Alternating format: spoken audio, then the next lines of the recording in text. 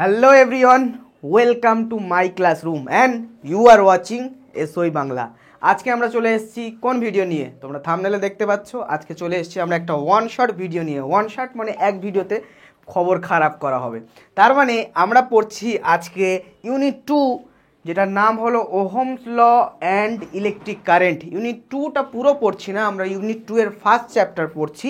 Class 12 তোমাদের unit 2 এর first chapter আমরা পড়ছি Ohm's law and electric current, অর্থাৎ ওহমের সূত্র এবং তড়িৎ প্রবাহ মাত্রা। ঠিক আছে, তো আজকের ক্লাসে আমরা কিন্তু এই জায়গাগুলো কভার করব এবং এখানে প্রত্যেকটা জায়গা আমরা কভার করব। তাই ভিডিওটার নাম ওয়ান শট এবং শুরু থেকে শেষ পর্যন্ত সবাই দেখবে এবং এই জায়গাটা তোমাদের অনেকটা হেল্পফুল হবে। নিশ্চয়ই ভিডিওটা দেখলে তোমাদের অনেকটা হেল্পফুল হবে। প্রথমেই চলে আসি আমরা, তো electric current and Ohm's law তো আমরা পড়বো। শুরু করব কি দিয়ে? শুরু করব তিনটে বেসিক কনসেপ্ট দিয়ে, যেটা হলো কন্ডাক্টর, ইনসুলেটর অ্যান্ড সেমি কন্ডাক্টরের কনসেপ্ট দিয়ে। তো তোমরা জানো এই বিষয়গুলো, কাকে কন্ডাক্টর বলে, কাকে সেমি কন্ডাক্টর বলে আর কাকে ইনসুলেটর বলে, তাই না? তো প্রথমেই আমরা চলে আসছি কন্ডাক্টরের কথা। দেখবে যে কোনো অ্যাটমের এইটা থাকে নিউক্লিয়াস। এক সেকেন্ড, আমরা কালিটাকে একটু চেঞ্জ করি। এটা কি থাকে? নিউক্লিয়াস। নিউক্লিয়াসে কে থাকে? নিউক্লিয়াসে থাকে প্রোটন অ্যান্ড নিউট্রন, এবং ওটাকে আমরা নিউক্লিয়ন বলি। তার আশেপাশে ইলেকট্রনগুলো মুভ করছে। কন্ডাক্টর হলো এমন একটা ম্যাটেরিয়ালস যার ক্ষেত্রে একদম বাইরের যে সেলটা আছে, বাইরের যে কক্ষ আছে, সেখানে ইলেকট্রন যেগুলো থাকে সেই ইলেকট্রনগুলো লুজলি বাউন্ড থাকে। তাই এর ওপরে এর আকর্ষণ বল বা ফোর্স অফ অ্যাট্রাকশনটা অনেকটা কম থাকে। সেই জন্য এটা কি করতে পারে? এটা এখান থেকে মুভ করে বেরিয়ে যেতে পারে, এবং যখন এটা মুভ করে বেরিয়ে যাবে এটা হয়ে যাবে ফ্রি ইলেকট্রন। কি হয়ে যাবে? এটা যখন বেরিয়ে যাবে তখন এটার নাম দেব আমরা ফ্রি ইলেকট্রন বা মুক্ত ইলেকট্রন। তো কন্ডাক্টর হলো এমন একটা ম্যাটেরিয়াল যার ক্ষেত্রে আমরা ফ্রি ইলেকট্রনের এক্সিস্টেন্স দেখতে পারি, এবং এই ফ্রি ইলেকট্রনগুলো কি করে? যার অ্যাটম, ধরো এটা আমরা একটা আছে কি বলতে পারি, কপার। তো কপারের অ্যাটমিক স্ট্রাকচারে একদম বাইরের কক্ষের ইলেকট্রনটা বেরিয়ে গিয়ে ফ্রি ইলেকট্রন হয়ে গেল। এখন ওই ফ্রি ইলেকট্রনটা কি করবে? ফ্রি ইলেকট্রনটা কপারের বডির ভিতর দিয়ে ফ্লো করতে পারবে। এবং কোন দিকে ফ্লো করবে? প্রথম অবস্থায় তো র্যান্ডমলি সে মুভ করবে। যখন এটাকে একটা ইলেকট্রিক ফিল্ডে লাগানো হবে, ইলেকট্রিক ফিল্ডের সাথে কানেক্ট করা মানে একটা ব্যাটারি লাগানো। যখন এটা করব তখন কি হবে? তখন সাথে সাথে একটা ঘটনা আমরা দেখব যে আমাদের এই ফ্রি ইলেকট্রনগুলো ইলেকট্রিক ফিল্ডের অপোজিটে মুভ করছে। ইলেকট্রন হলে অপোজিটে মুভ করবে, আর এটা যদি প্রোটন হতো বা পজিটিভ চার্জ হতো, ইলেকট্রিক ফিল্ডের ডিরেকশনে মুভ করবে। তো যেহেতু এটা নেগেটিভ চার্জ ইলেকট্রন, তাহলে ইলেকট্রিক ফিল্ডের অপোজিট এটা মুভ করবে। তো এই কন্ডিশন যাদের দেখতে পাওয়া যায় তাদেরকে আমরা বলবো কন্ডাক্টর। তাদেরকে আমরা কি বলবো? কন্ডাক্টর বা পরিবাহী। তো কন্ডাক্টর পরিবাহীর এক্সাম্পল তোমরা জানো, অ্যালুমিনিয়াম, তামা, কোবাল্ট, নিকেল, এগুলো অনেক আছে। তো ওগুলো জানো মোটামুটি। যে মেটালগুলো আছে মেটালিক কন্ডাক্টর, সেই জন্য তাদের বলা হয় মেটালগুলো হলো কন্ডাক্টর জেনারেলি। এবারে আসি আমি ইনসুলেটরের কথা। ইনসুলেটরের কি গল্প লক্ষ্য করা যায়? ইনসুলেটরের ক্ষেত্রে যদি আমরা লক্ষ্য করি, তো ইনসুলেটরগুলো কি হয়? তাদের ইলেকট্রনগুলো শুধু একদম বাইরের কক্ষের ইলেকট্রন নয়, সব ইলেকট্রনগুলো কি থাকে? লুজলি বাউন্ড থাকেই না, তারা ক্লোজলি প্যাক থাকে। কি থাকে? ক্লোজলি প্যাক থাকে। তাই তাদের থেকে ফ্রি ইলেকট্রন আমরা পাবো না, এবং ফ্রি ইলেকট্রন পাবো না, ফলে তারা কি করবে? তারা তার নিজের বডির ভিতর দিয়ে মুভ করতেও পারছে না। তাহলে কি হবে? যখন আমরা ইনসুলেটরগুলোকে কোনো ইলেকট্রিক ফিল্ড লাগাবো, সেখানে ইনসুলেটরগুলোতে কোনো ইলেকট্রিক ফিল্ড লাগাবো, তখন কি ঘটনা ঘটবে? তখন ধরো আমি একটা ইলেকট্রিক ফিল্ড লাগালাম, ব্যাটারি লাগালাম, তখন কি ঘটনা ঘটবে? তখন আমরা লক্ষ্য করতে পারবো যে এর ভিতরে যে ইলেকট্রনগুলো ছিল সেটা শিফট হচ্ছে। কোন দিকে? ইলেকট্রিক ফিল্ড লাগিয়েছি তার অপোজিট দিকে শিফট হচ্ছে, হালকা শিফট হচ্ছে, বাট কোনো রকম মুভমেন্ট দেখতে পাওয়া যাচ্ছে না। তো এই ক্যারেক্টার যার ভিতরে লক্ষ্য করা যাচ্ছে তাদেরকে আমরা ইনসুলেটর বা অন্তরক বলতে পারি। কাঠ, পাথর, জল শুরু করে সবাই কিন্তু আমাদের ইনসুলেটর। এখন প্রশ্ন হলো, এদের তাহলে শিফট কেন হচ্ছে, মুভ করতে কেন পারছে না? কারণ ক্লোজলি প্যাক বা ক্লোজলি বাউন্ড হয়ে আছে, যার কারণে এরা কিন্তু মুভ করতে পারছে না। এবং এই প্রপার্টি ইনসুলেটরগুলোর মধ্যে দেখতে পাওয়া যায়, তারা একটু শিফট করে ইলেকট্রিক ফিল্ড লাগানোর ফলে। তাই এদেরকে ডাই ইলেকট্রিক বলা হয়। তাই এদেরকে ডাই ইলেকট্রিক বলা হয়, যেটা আমরা ইলেকট্রিক ফিল্ড চ্যাপ্টারে পড়েছি। ডাই ইলেকট্রিক মানে হলো পরাবৈদ্যুতিক পদার্থ। ঠিক আছে, এবার আসছি আমি সেমি কন্ডাক্টরের কথা। সেমিকন্ডাক্টর আমরা কাদের বলবো? সেমিকন্ডাক্টর এই দুটোর মাঝখানের স্টেটে থাকবে। তাহলে সেমিকন্ডাক্টর কি হবে? সেমিকন্ডাক্টর এই দুটোর মাঝখানের স্টেটে থাকবে, না কন্ডাক্টর না ইনসুলেটর। তো এদের ভিতরে কি বৈশিষ্ট্য লক্ষ্য করা যাবে? এদের বিহেভিয়ার কি হবে? লো টেম্পারেচারে ইনসুলেটরের মতো হবে। লিখে নাও, এদের লো টেম্পারেচারে এরা ইনসুলেটরের মতো বিহেভ করবে। ঠিক আছে, ইনসুলেটরের মতো বিহেভ করবে। আর হাই টেম্পারেচার যদি আমি বাড়াই তখন সেটা বিহেভ করবে অ্যাজ এ কন্ডাক্টরের মতো, বাট পুরোপুরি কন্ডাক্টরের মতো নয়। তাহলে গল্পটা কি গেল? লো টেম্পারেচারে এরা কিন্তু ইনসুলেটরের মতো বিহেভ করছে, বাট হাই টেম্পারেচারে এরা অনেকটা কন্ডাক্টরের মতো বিহেভ করছে। তার মানে কি ঘটনা ঘটছে? এর অ্যাটম বা মলিকুলসের ভিতরে হাই টেম্পারেচারে কি হচ্ছে? হাই টেম্পারেচারে সাম ইলেকট্রন, অনেকগুলো ইলেকট্রন হয়, এখানে যেন অনেকগুলো ফ্রি ইলেকট্রন আমরা পাবো, তখন কি হবে? কিছু ইলেকট্রনস, ঠিক আছে, সাম ইলেকট্রনস বা কিছু ইলেকট্রনস কি করবে? তারা মুভ করতে পারে। তারা কি হয়ে যাবে? কিছু electrons able to free themselves and কি করবে? তারা একটা ইলেকট্রিক ফিল্ড পেলে তার অপোজিটে মুভ করতে পারে। মানে কন্ডাক্টরের বৈশিষ্ট্য লক্ষ্য করা যাচ্ছে। ঠিক আছে, কন্ডাক্টরের বৈশিষ্ট্য লক্ষ্য করা যাচ্ছে। তো কি হয়? কিন্তু এখানে যেমন আমাদের কন্ডাক্টরে অনেকগুলো ফ্রি ইলেকট্রন পাওয়া যাবে, এখানে কিন্তু small amount of free electron পাবো আমরা সেমি কন্ডাক্টরের ক্ষেত্রে। ঠিক আছে, আর শুধু তাই নয়, তাহলে আমরা এখানে কি বলতে পারছি? আমরা বলতে পারছি ইনসুলেটরের বিহেভিয়ার, সেমিকন্ডাক্টরের বিহেভিয়ার ইনসুলেটর এবং কন্ডাক্টরের মাঝামাঝি অবস্থানে হয়। এবারে আমি যদি বলি যে ধরো এক জায়গা থেকে ইলেকট্রন বেরিয়ে গেল, যেখানে ইলেকট্রন বেরিয়ে যাচ্ছে, ধরো এখান থেকে একটা ইলেকট্রন বেরিয়ে যায়, এখানে একটা তৈরি হয় কি? ইলেকট্রন ডেফিসিয়েন্সি তৈরি হয়। এই যে ইলেকট্রন ডেফিসিয়েন্সি এখানে তৈরি হলো, এটাকে বলা হয় হোল। তো সেমিকন্ডাক্টরের ক্ষেত্রে ইলেকট্রন ডেফিসিয়েন্সি যেখানে তৈরি হয়েছে বা হোল, এটাও কিন্তু কন্ডাকশনে একটা বিশেষ ভূমিকা গ্রহণ করে। অর্থাৎ সেমিকন্ডাক্টরের ক্ষেত্রে দু ধরনের কন্ডাকশন দেখতে পাওয়া যায়, হোলের জন্য কন্ডাকশন আর কার জন্য কন্ডাকশন? ইলেকট্রনের জন্য কন্ডাকশন। এখান থেকে আমরা পি টাইপ এন টাইপ পরে আমরা পাবো, অতটা ডিটেলসে আমরা যাচ্ছি না। সেমিকন্ডাক্টরের এক্সাম্পল হলো সিলিকন, জার্মেনিয়াম অ্যান্ড কি হয়? গ্রাফাইট, কার্বন, ওটাও হয়। সিলিকন, জার্মেনিয়াম হলো আমাদের একদম বিশুদ্ধ সেমিকন্ডাক্টর। ওকে, এই গেল আমরা ম্যাটেরিয়ালসগুলোকে তিনভাবে ভাগ করতে পারি। কিসের উপর ডিপেন্ড করে? তাদের ভিতরে চার্জ ফ্লো হচ্ছে কিনা বা কতটা চার্জ ফ্লো হচ্ছে, কীভাবে ফ্লো হচ্ছে তার উপর ডিপেন্ড করে। যার ভিতরে খুব ইজিলি চার্জ ফ্লো করে তাকে কন্ডাক্টর বলা হয়, যার ভিতরে ইজিলি চার্জ ফ্লো করে না তাকে ইনসুলেটর বলা হয়, যার ভিতরে চার্জ ফ্লো করে মাঝামাঝি অবস্থা তাকে সেমিকন্ডাক্টর বলা হয়। ঠিক আছে, তাহলে মূল বৈশিষ্ট্য কি গেল? প্রথমে আমরা ছোট্ট করে রিপিট করছি। সেমিকন্ডাক্টরকে কি করা হয়েছে? সেমিকন্ডাক্টরের অ্যাটমিক স্ট্রাকচার যদি দেখি, কন্ডাক্টরের যদি অ্যাটমিক স্ট্রাকচার দেখি, একদম বাইরের কক্ষ ইলেকট্রনগুলো বা ইলেকট্রনগুলোর উপরে লুজলি প্যাক থাকে, ফলে এগুলো ফ্রি হতে পারে। ফ্রি হলে ফ্রি ইলেকট্রন হয়ে গেল। ফ্রি ইলেকট্রন হলে ওর বডির ভিতর দিয়ে, ধর এটা যদি কপারে থাকে, কপারের বডির ভিতর দিয়ে মুভ করতে পারে। কোন দিকে মুভ করবে? এমনি সময় র্যান্ডমলি মুভ করে, যখন আমি ইলেকট্রিক ফিল্ড লাগাবো অর্থাৎ একটা ব্যাটারি লাগাবো, তখন ব্যাটারি ইলেকট্রিক ফিল্ডের অপোজিটে মুভ করবে, কারণ নেগেটিভ চার্জ। পজিটিভ হলে সেম ডিরেকশনে মুভ করতো, ঠিক আছে, অপোজিটে মুভ করবে। তাহলে ইলেকট্রিক ফিল্ডের অপোজিটে মুভ করছে, মুভ করলে কি হবে? এখানে কারেন্ট তৈরি হবে।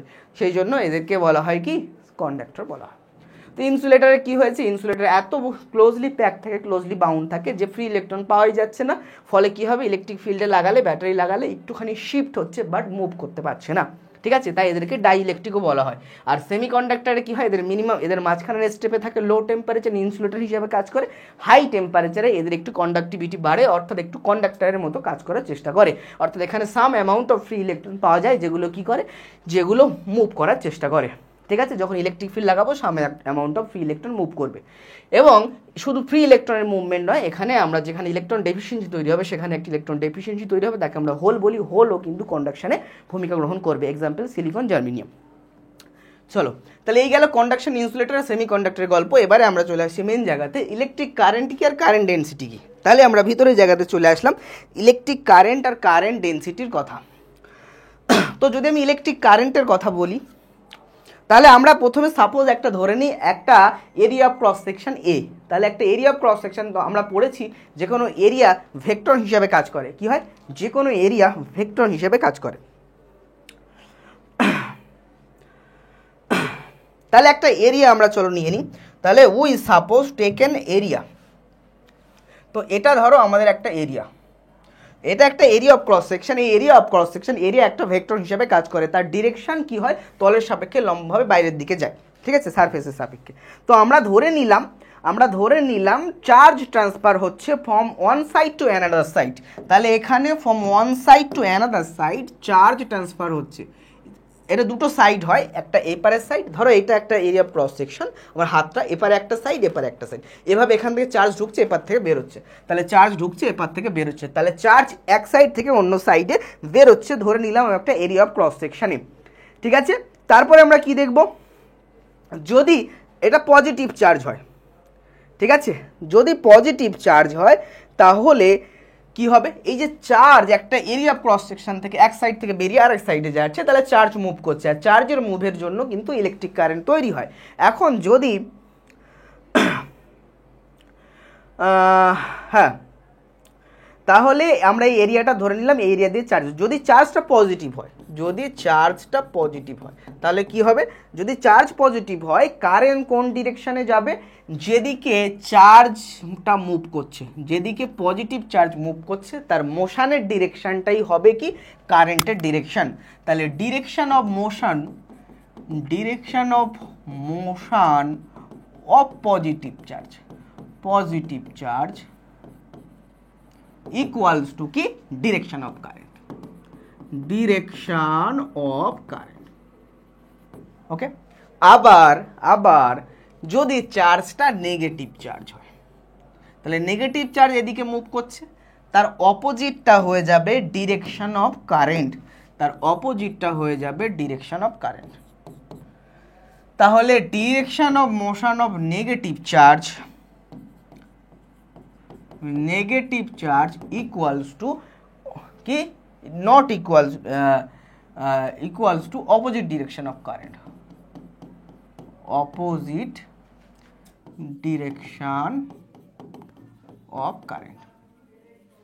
ঠিক আছে, এই হলো গল্প।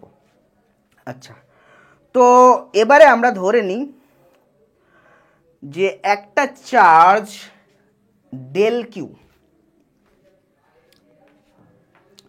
একটা স্মল অ্যামাউন্ট অফ চার্জ আমরা ধরে নিলাম এখানে del q charge, del t সময় ধরে, কত টাইম ধরে, del q charge del t সময় ধরে আমাদের এই এরিয়া অফ ক্রস সেকশন দিয়ে ঢুকছে এবং বেরোচ্ছে, তাহলে এখানে আমরা কারেন্ট, ইলেকট্রিক কারেন্ট বা তড়িৎ প্রবাহ মাত্রাকে কিভাবে ডিফাইন করব, তড়িৎ প্রবাহ বা যেটা তড়িৎ প্রবাহ মাত্রা আই দিয়ে ডিফাইন করতে হবে, সেটা হবে del Q by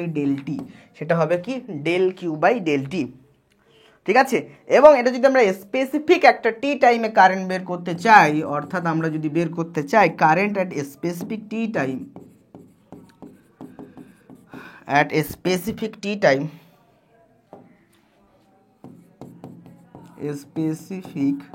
tea time, তো এটা কি হয়ে যাবে, তখন আমাদের আই ইকুয়ালস টু হবে, লিমিট নেব, ডেল টু টেন্স টু 0 করে দেবো, ডেল কিউ ডেল টি, যেটা ইকুয়ালস টু হয়ে যায় ডি কিউ ডিটি, অর্থাৎ টি টাইমে চার্জের ভ্যালু ডি কিউ ডিটি হয়ে যাবে। এটা কি, কোন কারেন্টের জন্য, যে কোনো কারেন্টের জন্য, নর্মালি এটাকে আমরা বলি নন স্টেডি ফ্লো অফ কারেন্টের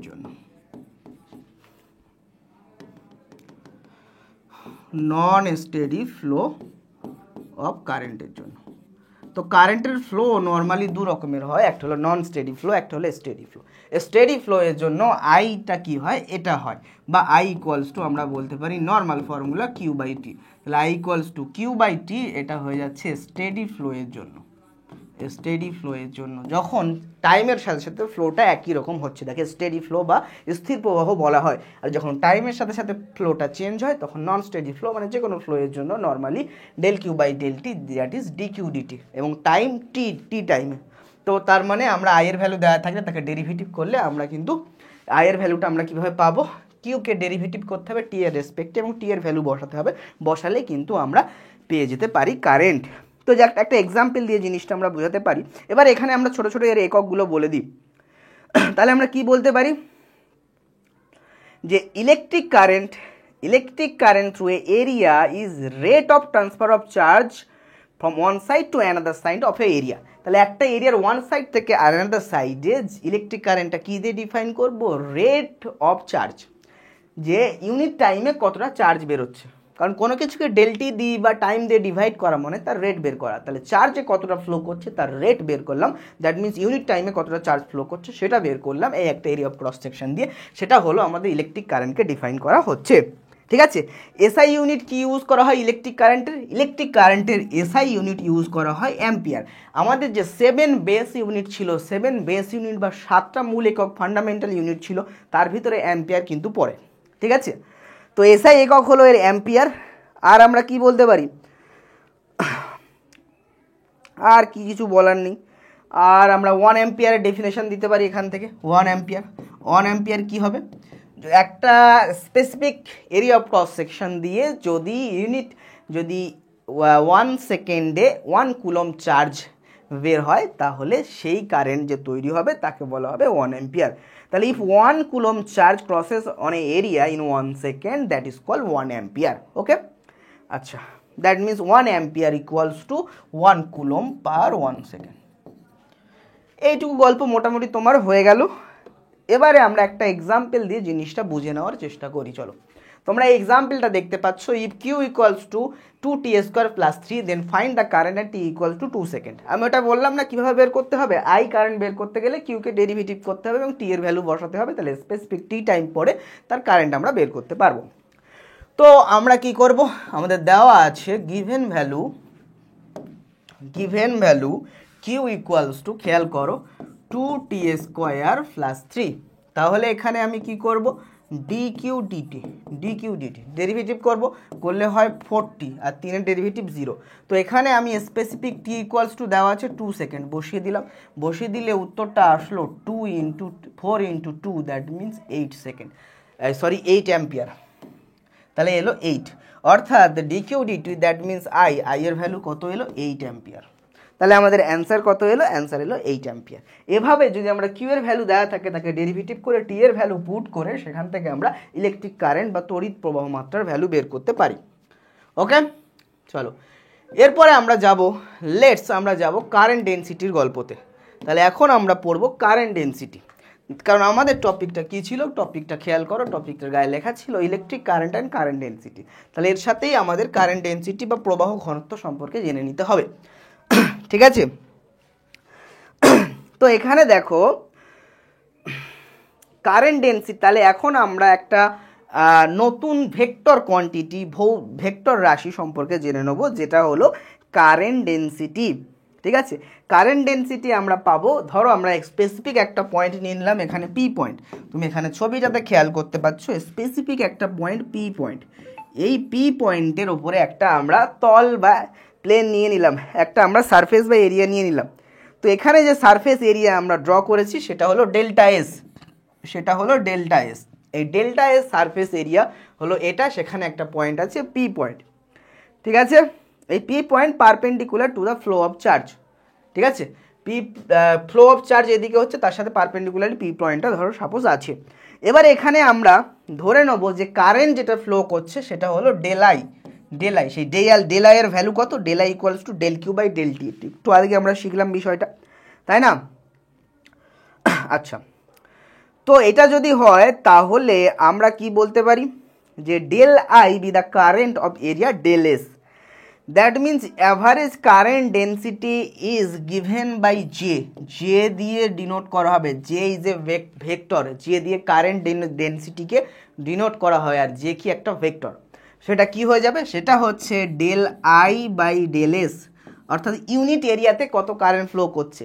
যদি ডেল এস এরিয়াতে আমার কারেন্ট ফ্লো করে ডেল আই, তো ইউনিট এরিয়াতে কত কারেন্ট ফ্লো করবে, del I by del s. এই del I by del s এটাকে বলা হবে কারেন্ট ডেনসিটি, এখন আই বা তড়িৎ প্রবাহ মাত্রা বা ইলেকট্রিক কারেন্ট হলো স্কেলার, বাট ক্ষেত্রফল হলো ভেক্টর। তাহলে ক্ষেত্রফলের মাথায় ভেক্টর চিহ্নটা থাকবে, তাহলে ভেক্টর চিহ্ন আমাদের থাকবে ক্ষেত্রফলের মাথায়।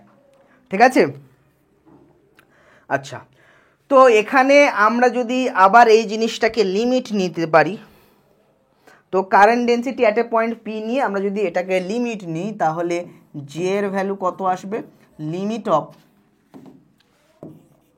Limit of del t tends to 0 del i del s vector, ঠিক আছে, বা ডেল এস। এটার ভ্যালু কত দাঁড়াবে? এটার ভ্যালু দাঁড়াবে ডিআই ডিএস, ডিআই ডিএস, এটার ভ্যালু দাঁড়াবে ডিআই ডিএস। তাহলে জে এর ভ্যালু কত হয়? এটা আমরা ভেক্টর মান নিয়ে শুধু ভ্যালু যদি দেখি, জে এর ভ্যালু হয় ডিআই ডিএস। এটা তোমার মাথায় থাকলো। তাহলে জে এর ভ্যালু হয় ডিআই ডিএস। আচ্ছা, তাহলে আমরা কি বুঝলাম? তাহলে বুঝলাম যে এবারে প্রশ্ন হলো, যেটা একটা ভেক্টর, তাহলে ডিরেকশন কোন দিকে। আমি বলেছিলাম এর আগে যে দেখো, যে পজিটিভ চার্জ যদি থাকে, পজিটিভ চার্জ যেদিকে ফ্লো করে সেদিকে হয় কারেন্টের ডিরেকশনটা। আবার যদি এটা নেগেটিভ হতো, তো নেগেটিভ চার্জ যেদিকে ফ্লো করবে তার অপোজিট দিকটা হবে কারেন্টের ডিরেকশন। এই দুটো কথা তোমাকে মাথায় রাখার কথা বলেছিলাম। তারপর এখানে আমি কারেন্ট ডেন্সিটি বা তোর প্রবাহ ঘনত্বের ডিরেকশন কিভাবে বের করব। তো কারেন্ট ডেন্সিটি বা প্রবাহ ঘনত্বের ডিরেকশন কেমন হবে? যে কারেন্ট যেদিকে যাবে সেদিকটাই হবে প্রবাহ ঘনত্বের ডিরেকশন। তাহলে direction of current density same to the direction of current. তাহলে মাথায় রাখবে, direction of current density, direction of current density is same to the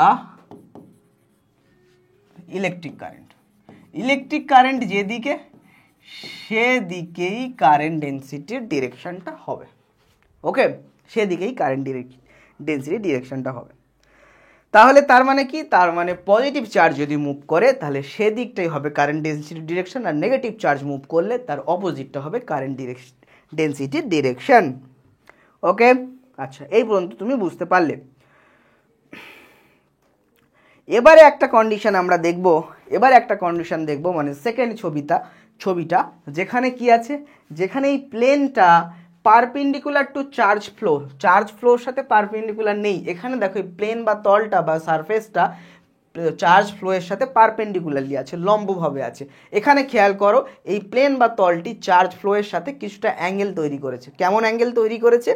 এই রকম একটা অ্যাঙ্গেল তৈরি করেছে, থিটা। এইদিকে দেখো চার্জ ফ্লো হচ্ছে, আর এদিকে দেখো ক্ষেত্রফলটা বা এরিয়াটা এভাবে বেঁকে আছে। তার এরিয়াল ভেক্টর কোন দিকে হবে? এদিকে ডিরেকশন, বা তার পারপেন্ডিকুলার ভেক্টর এদিকে ডিরেকশন। তার সাথে কত অ্যাঙ্গেল করেছে? অ্যাঙ্গেল করেছে থিটা, অ্যাঙ্গেল করেছে থিটা। তাহলে আমরা কি বলতে পারবো? তাহলে এইটা হলো ক্ষেত্রফলের ভেক্টরের ডিরেকশন। তো তার এই ক্ষেত্রফল ভেক্টর নর্মালি কি ক্ষেত্রফলের ওপরে লম্বভাবে হয়, সেটা ডিরেকশন এভাবে বেঁকে থাকলে এভাবে ডিরেকশন যাবে। তাহলে এর এদিক বরাবর কম্পোনেন্ট কত? জি এর ডিরেকশন বরাবর বা আই এর ডিরেকশন বরাবর, তড়িৎ প্রবাহমাত্রার ডিরেকশন বরাবর কম্পোনেন্টটা হয়ে যাবে ডেল এস কস থিটা। ঠিক আছে, ডেল এস কস থিটা। তাহলে আমরা কি বলতে পারবো? তাহলে আমরা বলতে পারবো জে এর ভ্যালু কত হবে? নর্মালি জে এর ভ্যালু আমাদের হতো del I by del s. তো ডেল এস এর জায়গায় এখন আমরা লিখবো del S cos theta. That means j এর ভ্যালু আমাদের হয়ে গেল ডেল এস কস থিটা।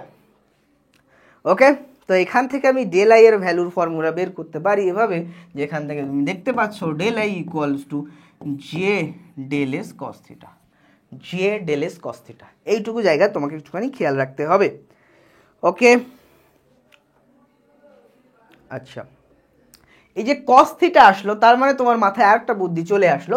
দেখো ডেল আই একটা স্কেলার, সেটা আমরা কিভাবে পাচ্ছি? সেটা আমরা পাচ্ছি তড়িৎ প্রবাহ মাত্রা একটা স্কেলার, সেটা আমরা পাচ্ছি কিভাবে? সেটা আমরা পাচ্ছি জে ভেক্টরের সাথে ডেল এস একটা ক্ষেত্রফল ভেক্টর, দুটো ভেক্টরের ডট প্রোডাক্ট করে। দুটো ভেক্টরের ডট প্রোডাক্ট করলে যে ডেল এস কস থিটা হবে, সেটা একটা স্কেলার মান পাওয়া যাবে। বোঝা গেল? তো এই জিনিসটাকে আমরা এভাবেও চাইলে লিখতে পারি। তো এইটুকু আশা করছি তোমাদের ক্লিয়ার হলো। যদি ক্লিয়ার না হয় কমেন্ট সেকশনে তো অবশ্যই জানাতে পারবো, কমেন্ট সেকশনে অবশ্যই খোলা থাকবে তোমাদের জন্য। আচ্ছা, এবারে একটা ফাইনাইট বা নির্দিষ্ট এরিয়া যদি আমি করে দিই, তখন এটা কনভার্ট হয়ে যাবে আইতে, আর এখানে আমাদের ইন্টিগ্রেশন করতে হবে। ইন্টিগ্রেশন করতে হবে কার? ডেল এস এর, এবং জে অ্যাজ এ কনস্ট্যান্ট বাইরে বেরিয়ে যাবে। এভাবে জিনিসটাকে আমরা লিখতে পারি, ঠিক আছে? বা যেটাকে তুমি ভিতরে রেখে দাও, তাহলে জে ডট ডিএস হিসাবে, হ্যাঁ ভিতরে রেখে দেওয়াই ভালো, কারণ J vector dot DS vector, ব্যাস। এভাবে জিনিসটাকেও লিখতে পারি ফর ফাইনাইট এরিয়ার জন্য, ফর ফাইনাইট এরিয়া। ওকে, তাহলে আই ইকুয়ালস টু হয়ে গেল integration of J dot DS. তাহলে এখানে আমরা কি লক্ষ্য করলাম? এখানে আমরা লক্ষ্য করলাম যে ইলেকট্রিক কারেন্টের ডিরেকশন, ইলেকট্রিক কারেন্টের কি আছে? ডিরেকশন আছে, ম্যাগনিটিউড আছে, ঠিক আছে। কিন্তু কিন্তু এটা ভেক্টর নয়। দেখো ইলেকট্রিক কারেন্ট বা তড়িৎ প্রবাহ মাত্রার একটা নির্দিষ্ট ডিরেকশানে যায় এবং তার মানও আছে, তবুও ইলেকট্রিক কারেন্ট ভেক্টর নয়।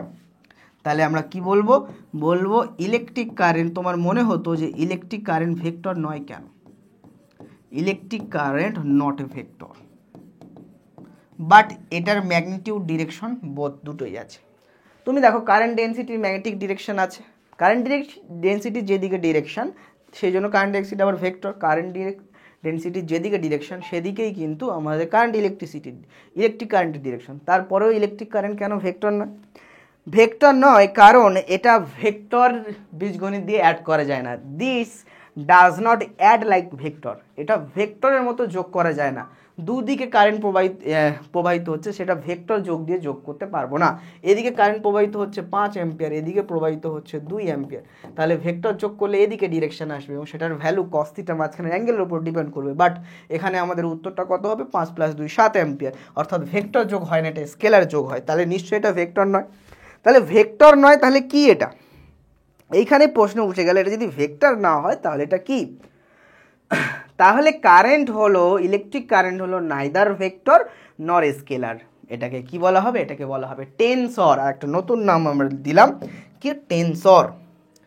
Not a vector, not a scalar, it is a tensor quantity, not a scalar, it is a tensor quantity. Tensor quantity কাকে বলা হয়? টেনসর কোয়ান্টিটি বা ভৌত রাশি হলো যে যাদের ম্যাগনিটিউড ডিরেকশন দুটোই আছে বাট ভেক্টর নয়, সেটা তাদেরকে আমরা টেনসর বলি। ঠিক আছে? আচ্ছা, তো এই ব্যাপারগুলো তোমাকে আমি বুঝিয়ে দিলাম। এবারে চলো এখান থেকে আমরা একটা নিউমেরিক্যালস করে নিই। কারণ প্রত্যেকটা কনসেপ্টের সাথে সাথে আমরা একটা কনসেপ্ট ক্লিয়ারিং নিউমেরিক্যালস করব। এই কনসেপ্ট ক্লিয়ারিং নিউমেরিক্যালসের গুরুত্ব কিন্তু খুবই বেশি। তো এখানে আমরা কি রাখলাম? বলছে an electron beam has an aperture. তাহলে কি আছে তোমরা দেখতে পাচ্ছ এখানে, an electron beam has an aperture of 1.00 millimetre square. কি আছে? 1.000 মিলিমিটার স্কোয়ার। তারপরে কি আছে? তারপরে আছে total of 6.0 × 10⁻10 electrons go through any perpendicular cross section. তাহলে একটা পারপেন্ডিকুলার ক্রস সেকশন দিয়ে কতটা যাচ্ছে? Suppose it is a perpendicular cross section, এখান দিয়ে কতগুলো ইলেকট্রন বিমের অ্যাপারেচার দেওয়া রয়েছে 1.00 মিলিমিটার স্কোয়ার, মানে এরিয়া বোঝাচ্ছে। অ্যাপারেচার অ্যাকচুয়ালি রেডিয়াস বোঝায়, বাট এখানে মিলিমিটার স্কোয়ার মিনস এখানে রেডিয়াস বোঝাচ্ছে। তোমরা মোবাইল ক্যামেরার অ্যাপারেচার দেখেছো, মানে কতটা গর্তটা কত বড় সেটা বোঝাচ্ছে, যেটা আমরা মাঝে মাঝে ডায়ামিটার দিয়ে বোঝাই, মাঝে মাঝে এরিয়া ক্ষেত্রফল দিয়ে বোঝাই। এ টোটাল অফ 6.0, তাহলে number of electron n equals to 6.0 × 10⁻10। ঠিক আছে? তাহলে এতগুলো ইলেকট্রন যাচ্ছে একটা perpendicular area of cross section দিয়ে, পার সেকেন্ডে। ফাইন কি বের করতে বলেছে? নাম্বার এ বলেছে দ্য ইলেকট্রিক কারেন্ট বের করো আর কারেন্ট ডেনসিটি বের করো ইন দ্য বিম। তাহলে বিমের ইলেকট্রিক কারেন্ট আর কারেন্ট ডেনসিটি দুটো জিনিসই তোমাদের বের করতে হবে। তাহলে বলো, তোমাকে আমি যে শিখিয়েছি এটাই এনাফ তোমার জন্য এটা বের করার জন্য, তাই না? তাহলে তোমাকে এখান থেকে বের করে নিতে হবে। তাহলে তুমি বলো ইলেকট্রিক কারেন্টের ফর্মুলা তুমি জানো এবং কারেন্ট ডেনসিটির ফর্মুলাও তুমি জানো। তাহলে নাম্বার এ তুমি বের করবে ইলেকট্রিক কারেন্ট। তো ইলেকট্রিক কারেন্টের ফর্মুলা I ইকুয়ালস টু কি হয়? QT। তো এখন কিউ তুমি কিভাবে বের করবে? ইলেকট্রন তো তোমার একটা নেই, ইলেকট্রনের চার্জ কিউ ইকুয়ালস টু কি হয়? 1.6 × 10⁻−19 কুলো। কিন্তু ইলেকট্রন তো একটা নেই, অনেকগুলো সংখ্যা ইলেকট্রন আছে, তাহলে সবার চার্জ কত? তো কিউ ইকুয়ালস টু এন, আধানের কোয়ান্টাম আমরা ইউজ করব, সেখানে এন এর ভ্যালু 6.0 × 10⁻10, ইলেকট্রনের আধান 1.6 × 10⁻−19। ঠিক আছে? তাহলে 6 কত হয়? 6 96, দ্যাট মিনস 9.6 আর 10⁻10 10⁻−19 করলে 10⁻−9 থাকে। তাহলে 9.6 × 10⁻−9 কুলম হলো চার্জ। তাহলে চার্জের মান আমরা বসাবো 9.6 × 10⁻−9 কুলম। ডিভাইড বাই টাইম হলো 1 সেকেন্ড।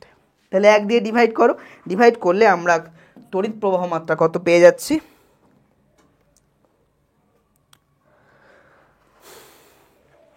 আচ্ছা, আমাদের কোশ্চেনে একটা ভ্যালু টোকাতে ভুল হয়েছে নাকি? না ঠিকই তো আছে,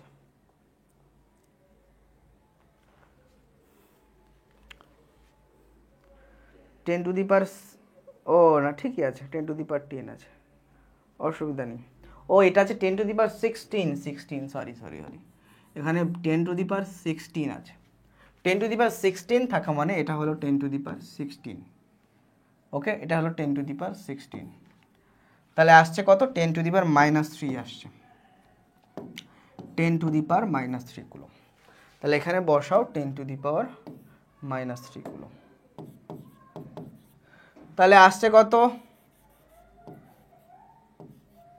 আসছে 9.6 into 10 to the power-3 ampere. Okay, 9.6 into 10 to the power-3 ampere. আচ্ছা, এবারে আমরা নাম্বার বি কারেন্ট ডেন্সিটি বের করব। Current density J equals to কি, কারেন্ট বাই এরিয়া। তাহলে কারেন্ট কত, কারেন্টের ভ্যালু আমার পেয়েছি 9.6 into 10 to the power-3 ampere, divide by area হলো 1 মিলিমিটার স্কোয়ার। তো মিলিমিটার স্কোয়ার, মিলিমিটার স্কোয়ারকে আমরা কি করব, মিটার স্কোয়ারে কনভার্ট করব। তো 1 মিলিমিটার মানে 10 to the power-3 মিটার। তাহলে 1 মিলিমিটার স্কোয়ার মানে 10 to the power-3 এর square metre square, that means 10 to the power-6 metre square. তো মিলিমিটারকে মিলিমিটার থেকে মিটার স্কোয়ারে কনভার্ট করি, মিলিমিটার স্কোয়ার থেকে মিটার স্কোয়ারে কনভার্ট করা মানে 10 to the power-6 গুণ করে, 1 ছিল বলে ভ্যালু যা আছে তাই থাকলো। ঠিক আছে, তাহলে এটাকে ক্যালকুলেট করলে হয় 9.6 ইন্টু 10 to the power-6 ওপরে গেলে 10 to the power 6 হয়ে যায়, 10 to the power-3 থাকলো। তাহলে এত অ্যাম্পিয়ার পার মিটার স্কোয়ার, তাহলে এত অ্যাম্পিয়ার পার মিটার স্কোয়ার হবে আমাদের উত্তর। ঠিক আছে, তাহলে এভাবে আমরা কারেন্ট ডেন্সিটি এবং ইলেকট্রিক কারেন্ট বের করতে পারি। তো কারেন্ট ডেন্সিটি, ইলেকট্রিক কারেন্ট যে থিওরিটা আমরা পড়লাম তার উপরে আমরা নিউমেরিক্যালসও করে নিলাম। তাহলে আমরা কি কি পড়লাম, আমরা প্রথমে কন্ডাক্টর, ইনসুলেটর, সেমিকন্ডাক্টরের কনসেপ্ট নিলাম, তারপর electric current and current density cover করলাম, সেটার আমরা থিওরিটিক্যাল জিনিসগুলো বুঝলাম, ফর্মুলা দেখলাম, তার থেকে আমরা নিউমেরিক্যালস করলাম, এবং ইলেকট্রিক কারেন্টের উপরে একটা আমরা ডেরিভেটিভ করে ইন্টিগ্রেশন ডেরিভেটিভ করে আমরা একটা কোশ্চেন করলাম। ঠিক আছে, এটা তো ডেরিভেটিভ এভাবে করলাম। এখান থেকে যদি আমার ইন্টিগ্রেশন করতে হয়, অর্থাৎ তোমাকে যদি আই দেওয়া থাকে সেখান থেকে কিউ বের করতে হয়, তাহলে আবার অপোজিট প্রসেসে যাবে, ইন্টিগ্রেশন করতে হবে তোমাকে। ওকে, এবার আমরা যাব ড্রিফট স্পিড বা ড্রিফট ভেলোসিটির কথা। তাহলে এবারে আমরা যাব ড্রিফট স্পিড বা ড্রিফট ভেলোসিটির কথা। এই ড্রিফট স্পিড বা ড্রিফট ভেলোসিটি এবারে আমাদেরকে বুঝতে হবে। এই জিনিসটা খুব কনসেপচুয়াল জায়গা এবং এই জিনিসটা খুব ভালো করে বুঝতে হবে, কারণ অনেকেই এই জায়গাটাতে ফ্লক হয়ে যায় এবং আলটিমেটলি আমরা অনেক ছেলে মেয়েদের দেখেছি যে ড্রিফট স্পিড বা ড্রিফট ভেলোসিটিটা ভালো করে বুঝতে পারেনি। এবং নর্মাল অন্যান্য যখন বোর্ড লেভেলে তুমি পড়বে তখন দেখবে ড্রিফট স্পিড বা ড্রিফট ভেলোসিটির জাস্ট আয়ের সাথে রিলেশন এই গল্পটা দিয়েছে, কীভাবে ডিপ স্পিড বা ভেলোসিটিটা এলো সেটা নেই। এবং এই জায়গায় একটা কনফিউশন সবার থাকে, অনেকে ডিপ স্পিডের ভ্যালু হাফ দিয়ে ক্যালকুলেট হয়ে আসে, অনেক সময় হাফ থাকে না, অ্যাভারেজ হয়ে অরিজিনাল ভ্যালু অ্যাভারেজ হয়ে আসে। তো সেই জায়গাগুলো তোমরা দেখতে পাবে, তোমরা ভিডিওটা দেখতে থাকো, আস্তে আস্তে দেখতে থাকো, সব জায়গাগুলো কিন্তু তোমাদের ক্লিয়ার হবে। ঠিক আছে, এটা নিয়ে কোনো চাপ নেওয়ার দরকার নেই। তো চলো আমরা এরপরে এগোতে থাকি। হ্যাঁ, তো চলো আমরা ডিপ ভেলোসিটির গল্পতে চলে আসি। ডিপ ভেলোসিটির গল্পতে প্রথমেই আমরা দেখব কি, যে কন্ডাক্টর বা পরিবাহীগুলোতে কি হয়, কন্ডাক্টর বা পরিবাহীগুলোতে large number of loosely bound electron থাকে। তাহলে কি হয়, large number of loosely bound electron থাকে। ওই যে large number of loosely bound electron থাকে, তারা কি হয়, তাদেরকে আমরা বলতে পারি ফ্রি ইলেকট্রন। তারা যে কোনো টাইমে ফ্রি ইলেকট্রন হয়ে যাবে। ওই যে ফ্রি ইলেকট্রনগুলো আমরা পেলাম, সেই ফ্রি ইলেকট্রনগুলো এখানে কন্ডাকশন বা পরিবহনে ভূমিকা গ্রহণ করে, তাই ওদের কন্ডাকশন ইলেকট্রন বলা হয়। তাহলে যারা অ্যাকচুয়ালি কন্ডাকশন বা কারেন্ট ইলেকট্রিসিটির জন্য দায়ী তারা হলো কন্ডাকশন ইলেকট্রন। এই কন্ডাকশন ইলেকট্রন আমরা কিভাবে পেলাম, পরিবহনকারী ইলেকট্রন। এটা আমরা পেলাম যে ওই কন্ডাক্টরগুলোর ভিতরে যে লুজলি বাউন্ড ইলেকট্রনগুলো ছিল তারা ফ্রি ইলেকট্রন হয়ে গেল, ফ্রি ইলেকট্রন হয়ে তারা কন্ডাক্টরের ভিতর দিয়ে মুভ করছে, তাদেরকে বলা হবে কন্ডাকশন ইলেকট্রন। এই যে কন্ডাকশন ইলেকট্রনগুলো আমরা পেয়ে গেলাম, ঠিক আছে, কন্ডাকশন ইলেকট্রন ছাড়া একটা আমাদের, হ্যাঁ, কন্ডাকশন ইলেকট্রনগুলো ছাড়া যে কোনো কন্ডাক্টর আর কি পড়ে থাকলো, এটা ধরো একটা কন্ডাক্টর, তামার তার। তো এখানে কন্ডাকশন ইলেকট্রনগুলো তো মুভ করছে একটা স্পেসিফিক ডিরেকশানে, কন্ডাকশন ইলেকট্রনগুলো, এই কন্ডাকশন ইলেকট্রনগুলো ছাড়া আর কে থাকবে, আর নিচে পড়ে থাকবে হেভি আয়ন। নিচে পড়ে থাকবে কে, নিচে পড়ে থাকবে রিলেটিভলি হেভি পজিটিভ আয়নস। তাহলে কি পড়ে থাকবে? রিলেটিভলি হেভি ভারী পজিটিভ আয়ন। এই যে রিলেটিভলি হেভি ভারী পজিটিভ আয়ন পড়ে থাকে এদেরকে বলা হয় ল্যাটিস। এদেরকে কি বলা হয়? আমরা সলিড স্টেট কেমিস্ট্রিতে দেখেছি, এদেরকে বলা হয় ল্যাটিস। এদেরকে কি বলা হবে? এদেরকে বলা হবে ল্যাটিস। তাহলে একটা কন্ডাক্টরের ভিতরে নিচে পড়ে আছে হেভি মেটালিক আয়ন বা ল্যাটিস, ওপর দিয়ে ইলেকট্রন বা কন্ডাকশন ইলেকট্রনগুলো ফ্লো করে যাচ্ছে। এই তো গল্প। এবারে দেখো এই যে ল্যাটিসগুলো রয়েছে, এই ল্যাটিসগুলো কি হয়? এই ল্যাটিসগুলো ভাইব্রেট করে তার মিন পজিশন থেকে। দ্যাট মিনস এই ধরো আমার একটা কন্ডাক্টর আছে, এই কন্ডাক্টর আছে, এখানে যে ল্যাটিসগুলো হেভি পজিটিভ আয়নগুলো পড়ে আছে, এখানে যে ল্যাটিসগুলো হেভি পজিটিভ আয়নগুলো পড়ে আছে, এরা কি হয়? ভাইব্রেট করে কি হয়? তার মিন পজিশনের থেকে। ভাইব্রেট কেন করে? এই ভাইব্রেট করে ডিপেন্ড করে টেম্পারেচারের উপরে। যত টেম্পারেচার বাড়বে তত বেশি ল্যাটিস আয়নগুলোর ভাইব্রেশন বাড়বে। দ্যাট মিনস নর্মাল একটা টেম্পারেচার বা রুম টেম্পারেচারে এর একটা ভাইব্রেশন থাকে বা এর একটা ভাইব্রেশন থাকে, সেটাকে আমরা বলি তার থার্মাল ভেলোসিটি। ঠিক আছে? তো এবারে আমরা দেখতে পেলাম যে এই যে এর ভাইব্রেশন হচ্ছে, তাহলে ভাইব্রেশন হলে কাঁপে, সেটা একটা ওয়েভস তৈরি করে, তার একটা অ্যাম্পলিটিউড থাকে, ভাইব্রেশনের একটা অ্যাম্পলিটিউড থাকে। এই ভাইব্রেশনের যে অ্যাম্পলিটিউডগুলো তৈরি হবে, হ্যাঁ, সেই অ্যাম্পলিটিউডগুলো ডিপেন্ড করে তার টেম্পারেচারের উপরে। অর্থাৎ টেম্পারেচার যত বাড়বে ভাইব্রেশনের অ্যাম্পলিটিউড তত বেশি বড় হবে, ভাইব্রেশনের অ্যাম্পলিটিউড তত বেশি বাড়বে। ওকে? তো তারপরে কি হলো? তারপরে নর্মালি কি হয়? নর্মালি যে ফ্রি ইলেকট্রনগুলো বা কন্ডাকশন ইলেকট্রনগুলো আছে সেগুলো মুভ করে কেমনভাবে? এর কোনো নির্দিষ্ট স্পেসিফিক ডিরেকশন থাকে না, এরা র্যান্ডমলি এদিক ওদিক মুভ করে এবং এই হেভি মেটালিক আয়নগুলো বা ল্যাটিসের সাথে র্যান্ডমলি কোলাইড করে বা সংঘর্ষে লিপ্ত হয়। ঠিক আছে? তো এদের মোশনগুলোর কোনো র্যান্ডম ডিরেকশন নেই। ঠিক আছে? জিগ জ্যাগ হয়। তাহলে এই কন্ডাকশন ইলেকট্রনগুলোর মোশনগুলোকে আমরা বলতে পারি জিগ জ্যাগ পাথে ফলো করে। ঠিক আছে? জিগ জ্যাগ পাথ ফলো করে। ঠিক আছে? তাহলে একটা স্পেসিফিক এরিয়া আমি নিয়ে নেব। স্পেসিফিক এরিয়া নিয়ে সেখানে যদি আমি দেখি, ধরো এই স্পেসিফিক একটা এরিয়া আমি নিয়ে নিলাম, এই স্পেসিফিক এরিয়াতে র্যান্ডমলি ইলেকট্রনগুলো এরিয়া থেকে বেরোবে, কেউ ঢুকবে। বলছে স্পেসিফিক একটা এরিয়াতে যতগুলো ইলেকট্রন বেরোবে ঠিক ইকুয়াল অ্যামাউন্ট অফ ইলেকট্রন ভিতরে ঢুকবে।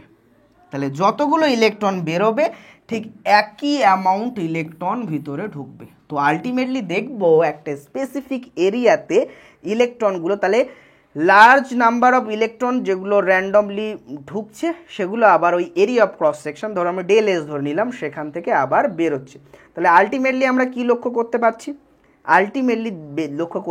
এই বেরিয়ে যাওয়া এবং ঢোকা ইলেকট্রনগুলোর ভেলোসিটি ইকুয়াল হচ্ছে। দ্যাট মিনস এখানে একটা স্পেসিফিক ইন্টারভাল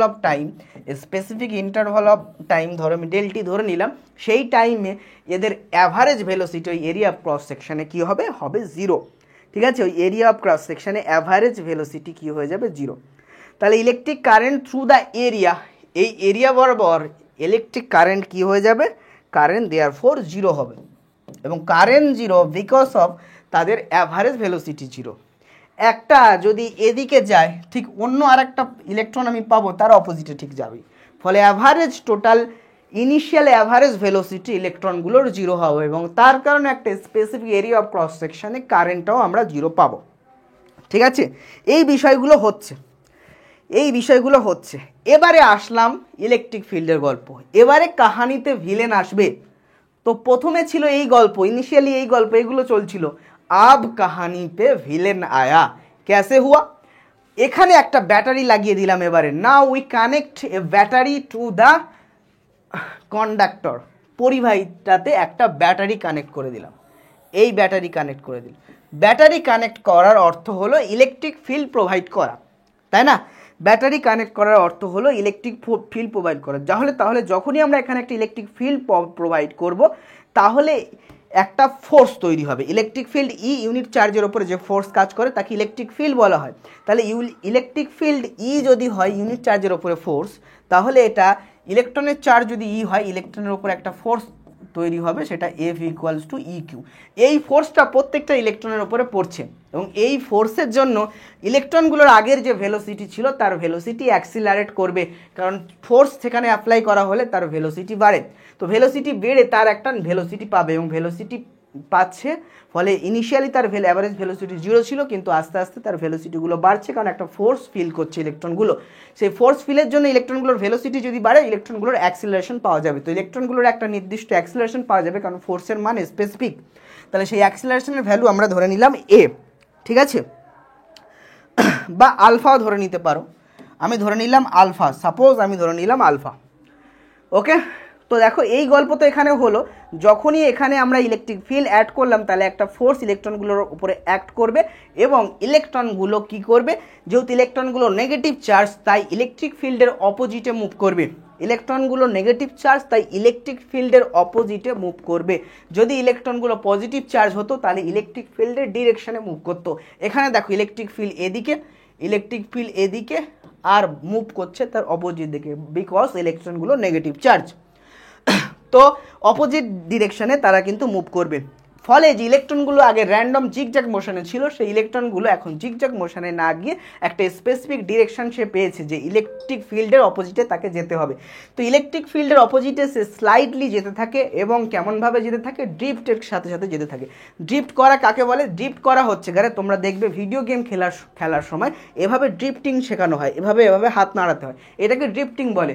অর্থাৎ সে যাচ্ছে তো সোজা, ঠিক আছে, স্লাইডলি আস্তে আস্তে সোজা যাচ্ছে, বাট অ্যাকচুয়ালি সোজা নয়, সে এরকম ড্রিফটিং করতে করতে যাচ্ছে। তাই এই ভেলোসিটিকে ড্রিফট ভেলোসিটি বলা হয়। তাই এই ভেলোসিটিকে ড্রিফট ভেলোসিটি বা ড্রিফট স্পিড বলা হয়, ঠিক আছে। এবারে এই ড্রিফট ভেলোসিটি বা ড্রিফট স্পিড আমরা মেজার করব। তাহলে আমরা কি দেখলাম, যে ইলেকট্রনগুলো ড্রিফট করছে স্লোলি ইন দিস ডিরেকশন। কোন ডিরেকশনে? ইলেকট্রিক ফিল্ডের ডিরেকশনে। এবং এখানে দেখো যে ড্রিফট করার সময় সে কিন্তু আবার এই নিচের হেভি মেটালিক আয়ন যাদের একটা টেম্পারেচারে একটা ভাইব্রেশনের অ্যাম্প্লিটিউড ছিল তাদের সাথে কোলাইড করছে, তো তার সাথে কোলাইড করে তাহলে কলিশন এখানে হতে থাকছে। তাহলে এখানে আমরা দেখতে পাচ্ছি যে এরা যে যাচ্ছে স্লাইডলি ড্রিফটিং করতে করতে, বাট এরা হেভি মেটালিক আয়নগুলোর সাথে আবার কলিশনে করছে। এই প্রত্যেকটা কলিশনে ইলেকট্রনগুলো আবার অ্যাফ্রেশ হয়ে যায়। কি হয়ে যায়? অ্যাফ্রেশ হয়ে যাওয়া মানে আবার নতুন করে, মানে তারা দেখো ইলেকট্রিক ফিল্ড পেয়ে একটা অ্যাক্সিলারেট হলো, ভেলোসিটি গেইন করলো, ভেলোসিটি গেইন করে কিছুটা গেল, গিয়ে আবার সে কোলাইড হলো হেভি মেটালিক আয়নের সাথে। হেভি মেটালিক আয়ন বা ল্যাটিসের সাথে কোলাইড হওয়ার সাথে সাথে আবার সে ভেলোসিটি হারালো, ভেলোসিটি হারিয়ে জিরো হলো, ভেলোসিটি জিরো হয়ে আবার অ্যাফ্রেশভাবে নতুনভাবে সে যাত্রা শুরু করছে। এভাবে জিনিসটা হতে থাকে। তাহলে electron start afresh in the random direction with a random speed and but gain an additional velocity v। কিন্তু এই ইলেকট্রিক ফিল্ডের জন্য সে অ্যাডিশনাল ভেলোসিটি ভি পেয়ে যায় ফর ইলেকট্রিক ফিল্ডের জন্য। এবারে দেখো এই ভেলোসিটি ভিটা কিন্তু আস্তে আস্তে বাড়বে টাইমের সাথে সাথে এবং কিছুটা পরে সাডেনলি বিকাম জিরো হয়ে যাবে। যখন কলিশন হলো জিরো হয়ে যাবে, আবার ফ্রেশলি স্টার্ট করবে, ঠিক আছে, কলিশন হয়ে গেল, আবার ফ্রেশলি স্টার্ট করবে, আবার সে র্যান্ডম ভেলোসিটি ভি আস্তে আস্তে গেইন করবে। এভাবে জিনিসটা হতে থাকবে। তাহলে as a time tea time পরে বিটুইন টু সাকসেসিভ কলিশন, দুটো পরপর হয়ে যাওয়ার সংঘর্ষের পরে ইলেকট্রনগুলো কি হবে, ইলেকট্রনগুলো স্লোলি এবং স্টেডলি মুভ করবে, ঠিক আছে, এবং drift to the opposite of the electric ফিল্ডের অপোজিটে তারা কিন্তু ড্রিফট করবে, যেমন আমরা এখানে ছবিতে দেখিয়েছি। তাহলে এখানে আমি এই লেন্থটা এখান থেকে এই লেন্থ যতটা সে যাবে সেই লেন্থটা আমি ধরে নিই এল। তো আমি লেন্থটাকে ধরে নিই এল লেন্থ সে যাচ্ছে ধরো। তো টাইম আমি লাগালাম টি টাইম। তাহলে তার ড্রিফট স্পিডের ফর্মুলা কি হবে? তাহলে তার ড্রিফট স্পিডের ফর্মুলা হবে ভিডি। ড্রিফট স্পিড বলে ভিডি লেখা হলো লেন্থ বাই টাইম। কি হয়? Drift speed length by time. Okay, এবারে দেখো এখানে দুটো সাকসেসিভ কলিশনের মাঝখানে যে টাইম লাগে, ধরো একটা এই যাচ্ছে এদিকে, এখানে একটা ইলেকট্রন আছে, পরে এখানে এসে একটা কলিশন করলো, ঠিক আছে। তো এই একটা সাকসেসিভ কলিশনের মাঝখানে যে টাইমটাতে সে রিল্যাক্স থাকে, কারোর সাথে সংঘর্ষে লিপ্ত হয় না, তাকে বলা হয় টাউ বা রিল্যাক্সেশন অফ টাইম। এই যে রিল্যাক্সেশন অফ টাইম টাও থাকলো, এই টাও টাইমে সে একটা সাকসেসিভ কলিশন কভার করে। তাহলে tau the average time between two successive collision, এবং এটাকে অ্যাভারেজ রিল্যাক্সেশন অফ টাইম বলা হয়। কি বলা হয়? অ্যাভারেজ রিল্যাক্সেশন অফ টাইম বলা হয়। তো অ্যাভারেজ দুটো সাকসেসিভ কলিশন, দুটো পরপর সংঘর্ষের মাঝখানে এই যে টাইম, সেখানে সে কারোর সাথে সংঘর্ষ করে না, এটা হলো অ্যাভারেজ রিল্যাক্সেশন টাইম। আচ্ছা, তো অ্যাভারেজ রিল্যাক্সেশন টাইমকে যদি আমি টাও দিয়ে রিপ্রেজেন্ট করি, তাহলে যতটা এল ডিস্টেন্স ট্রাভেল করে ওই সময়ে তার আমরা কি বলতে পারি, আমরা এই ফর্মুলা যদি ইউজ করি, S equals to U T half plus এটি স্কোয়ার। ইউ তো ইনিশিয়াল ভ্যালু অ্যাভারেজ ভেলোসিটি তাদের 0 ছিল, তাহলে এটা আমরা 0 লিখবো। এসের জায়গায় লেন্থ কভার করেছে এল, ঠিক আছে, এসের জায়গায় সে লেন্থ কভার করেছে এল। তাহলে এখানে আমরা ডিস্টেন্স লিখবো এল, লেন্থ কভার করেছে এল হলো হাফ, বসাবো আমাদের অ্যাক্সেলারেশন ছিল আলফা, আলফা টি স্কোয়ার, টি এর জায়গায় টাও স্কোয়ার, টি এর জায়গায় টাও স্কোয়ার, এটা দাঁড়া যাবে এল এর ভ্যালু, ঠিক আছে। এবারে এখানে আমি আলফার একটা ভ্যালু বসাবো। আলফার ভ্যালু কত হবে দেখো, আমরা পেয়েছি ফোর্সের ভ্যালু এটা, তো ফোর্স ইকুয়ালস টু হয় মাস ইন্টু অ্যাক্সিলারেশন। তাহলে মাস ইন্টু অ্যাক্সিলারেশন হলো ইই, দ্যাট মিনস অ্যাক্সিলারেশন হয়ে গেল ইই বাই এম। তো এই ভ্যালুটা আমি এখানে পুট করব, এখানে পুট করলে এল এর ভ্যালু দাঁড়াবে হাফ, আলফার জায়গায় আমরা বসাবো ই এম বাই এম, ঠিক আছে, ই এম বাই এম। আচ্ছা, তারপরে আমরা কি বসাবো,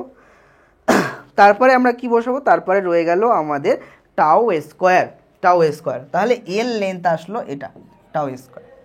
ওকে, এবারে আমরা কি করব, আমরা ভিডি এর ফর্মুলা কি পেয়েছি, এল বাই টি, ঠিক আছে। এবারে দুটো সাকসেসিভ টাইমের সাকসেসিভ কলিশনের মাঝখানে টাইমকে আমি যদি টাও ধরে নিই, যেটা আমি ধরে নিয়েছিলাম, তাহলে এখানেই থেকে আমি দেখতে পাচ্ছি, কি দেখতে পাচ্ছ দেখো, এখান থেকেই তুমি দেখতে পাচ্ছ যে ভিডি equals two L by t. তাহলে প্রথমে আমি রাখলাম এল, এল এর ভ্যালু এটা আমি বসিয়ে দিলাম, এল এর ভ্যালু আমি বসিয়ে দিলাম হাফ ই বাই এম টাও স্কোয়ার। নিচে টাইমের জায়গায় আবার টাও লিখবো, তো টাও কাটে স্কোয়ারে 2 কাটে, তো পড়ে থাকে কত, পড়ে থাকে ই টাও নিচে 2m। তাহলে এটা এসে গেল এখন ড্রিপ ভেলোসিটির ফর্মুলা, ড্রিপ ভেলোসিটির ফর্মুলা এসে গেল ই টাও 2m। তাহলে ড্রিপ ভেলোসিটির ফর্মুলা কি এসে গেল, ই টাও 2m, এটা ঠিক আছে। তো লিখে নাও, তাহলে এখানে তুমি এই সাইডে আমি উপরে লেখাচ্ছি বড় করে, VD equals to half E M tau, এটা। অনেকের ক্যালকুলেশনে হাফটা আসে না, মানে তারা অ্যাভারেজটা নিচ্ছে না, তখন কিন্তু যদি অ্যাভারেজ না নাও, নর্মাল দেখো, তাহলে ভিডি এটা আসবে, এটা। তো অনেকের ভিডি এটা আসে যখন তারা অ্যাভারেজ নেয় না, তো কোনো বইতে তুমি এটা দেখবে, কোনো বইতে এটা দেখবে, এটা নিয়ে কোনো কনফিউশন নেই, এটা ঠিক আছে। ওকে, আচ্ছা,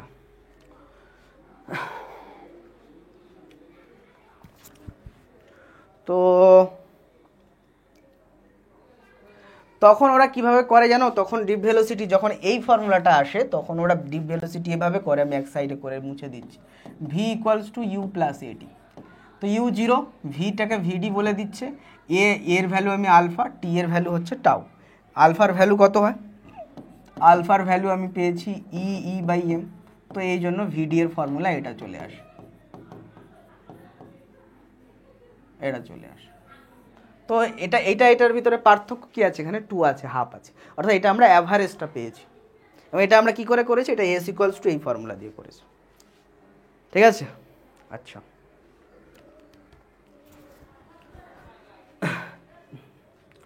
তো এই হলো আমার টোটাল ডিপ ভেলোসিটির গল্প। এবার আমি আরো একটু ভিতরে যাচ্ছি, ডিপ ভেলোসিটির সাথে রিলেশন বের করার চেষ্টা করছি। এই ছবিটা আমার এখন কাজে লাগবে, এই ছবিটা এখন আমার কাজে লাগবে।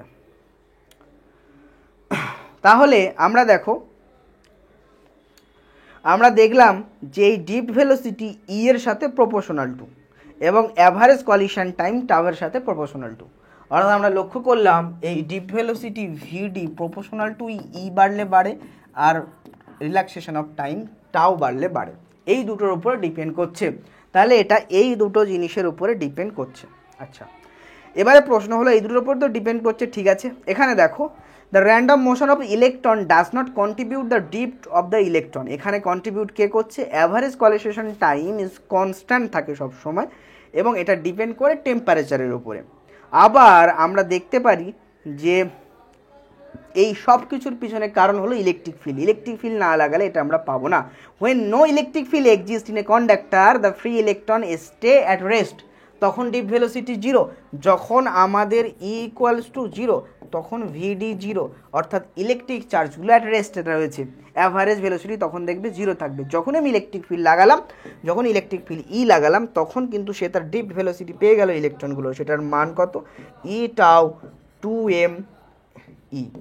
এটা এখানে আমরা কি বলতে পারি, এই পুরো ই টাউ 2m কে কে ধরে নিতে পারি, কে একটা কনস্ট্যান্ট, অর্থাৎ ইলেকট্রিক ফিল্ড লাগালে কি হয়ে যায়, ডিপ ভেলোসিটি তার ইলেকট্রিক ফিল্ডের কে গুণ হয়ে যায়। কে এর ভ্যালু কত? 2 tau by E tau by 2m, ঠিক আছে। তো এই কে কনস্ট্যান্ট কিসের উপরে ডিপেন্ড করে? কে কনস্ট্যান্ট কন্ডাক্টরটার ম্যাটেরিয়াল আর টেম্পারেচারের উপর ডিপেন্ড করে। কন্ডাক্টরটা কি দিয়ে তৈরি এবং তার টেম্পারেচার, এই দুটো জিনিসের উপর ডিপেন্ড করে। এখন আমরা কারেন্ট ডেন্সিটির সাথে ড্রিফট স্পিডের রিলেশন বের করব। এখন আমরা কারেন্ট ডেন্সিটির সাথে ড্রিফট স্পিডের রিলেশনটা বের করব। চলো আমরা সেটা দেখে নিই। তো এই যে ছবিটা আছে, এই ছবিটা আমাদের আবার লাগবে, এই ছবিটা। তো চলো ওই ছবিটা আবার অন্য পেজে করে নিই, একটা এক্সট্রা পেজ নিয়ে জিনিসটা করে নিই।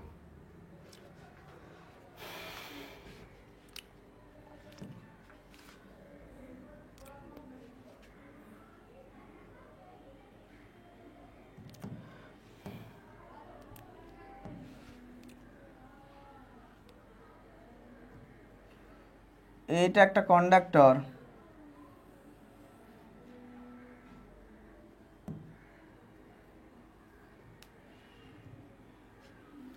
এটা একটু বড় করে দাও, এটা একটু বড় করে দাও। তাহলে এটা একটা কন্ডাক্টর, এখানে যেমন এই ছবিটার মতো। তাহলে ইলেকট্রিক ফিল্ড এদিকে ভিডি, এদিকে VD del T, area cross section A. চলো এরিয়া ক্রস সেকশন এ, এখান থেকে এই ডিস্টেন্সটা VD del T, electric field এদিকে আর ড্রিফট ভেলোসিটি তার অপোজিট দিকে। এই ছিল ছবিটা। তো এখানে দেখো, তাহলে আমরা কি করব, আমরা relation between current density and drift speed আমরা এখানে বের করব। Relation between current density and, তাহলে relation between current density and কি, and drift speed, drift speed, drift DRIFT,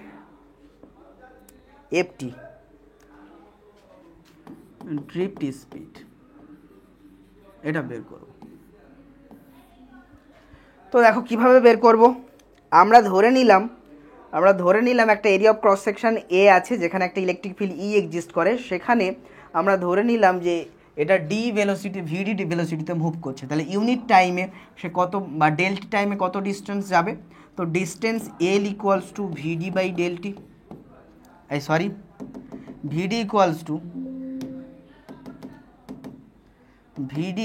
two ধর ভিডি ইকুয়ালস টু,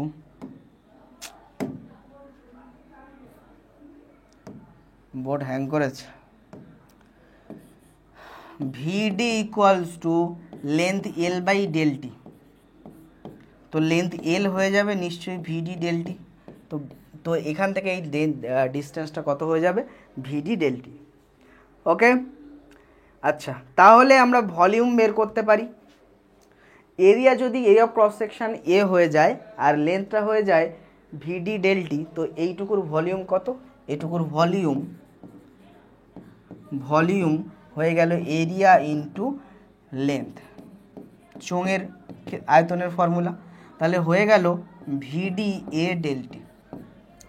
আচ্ছা, আমি এখানে ধরে নিলাম একটা সংখ্যা এন, এনটাকে বলা হবে নাম্বার ডেনসিটি অফ ইলেকট্রন। কি? Number density of electron. সেটা আবার কি কথা? সেটার মানে হলো ইউনিট ভলিউমে কতগুলো ইলেকট্রন আছে, electron per unit volume, electron per unit volume, unit ভলিউমে কতগুলো ইলেকট্রন আছে। তো ইউনিট ভলিউমে যদি এনটা ইলেকট্রন থাকে, তো এই ভলিউমে কত ইলেকট্রন আছে, তাহলে total number of electron, total number of electron equals to N into V D A del T. Okay, N into V D A ডেলটি।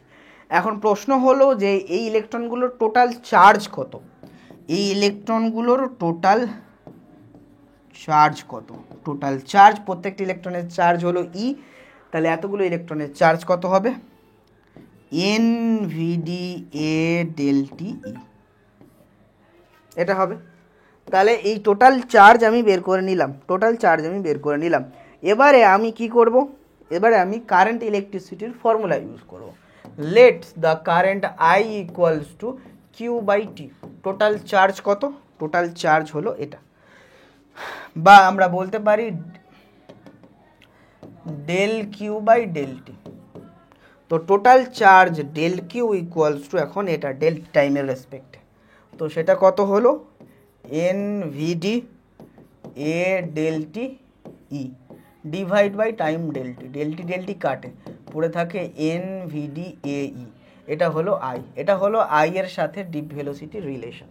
আবার যদি আমি এটাকে আমি আই বাই এ করে দিই, তাহলে এই এটা এপারে ভাগ করে দিলাম, পড়ে থাকে কি N E V D, I by একে বলা হয় জে, তাহলে জে ইকুয়ালস টু হয়ে গেল এন ই ভিডি। এটাও আর একটা রিলেশন। অ্যাকচুয়ালি আমি এটাই বের করতে চাইছিলাম, কারেন্ট ডেন্সিটি এবং ডিপ স্পিডের ভিতরে relation, J equals to N E VD. বা অনেকে যদি বলে current electricity, electric current I এর সাথে রিলেশন, তাহলে উপরের এটা হবে, এটা ঠিক আছে। এই দুটো জিনিস এখানে আমরা করে নিলাম। এবারে এই দুটো যে করে নিলে ভাই, তুমি এর উপরে একটা নিউমেরিক্যালস করো। আবার প্রত্যেকটা প্রবলেমের উপরে আমরা একটা করে নিউমেরিক্যালসও করবো, একটা দুটো করে, যতটা যেমন প্রয়োজন পড়বে নিউমেরিক্যালস করব। তাহলে নিশ্চয়ই আমি আশা করছি ডিপ স্পিডের কনসেপ্ট বোঝাতে পেরেছি, এবং তার সাথে কারেন্ট ডেন্সিটি আর ডিপ স্পিডের রিলেশনটাও বোঝাতে পেরেছি।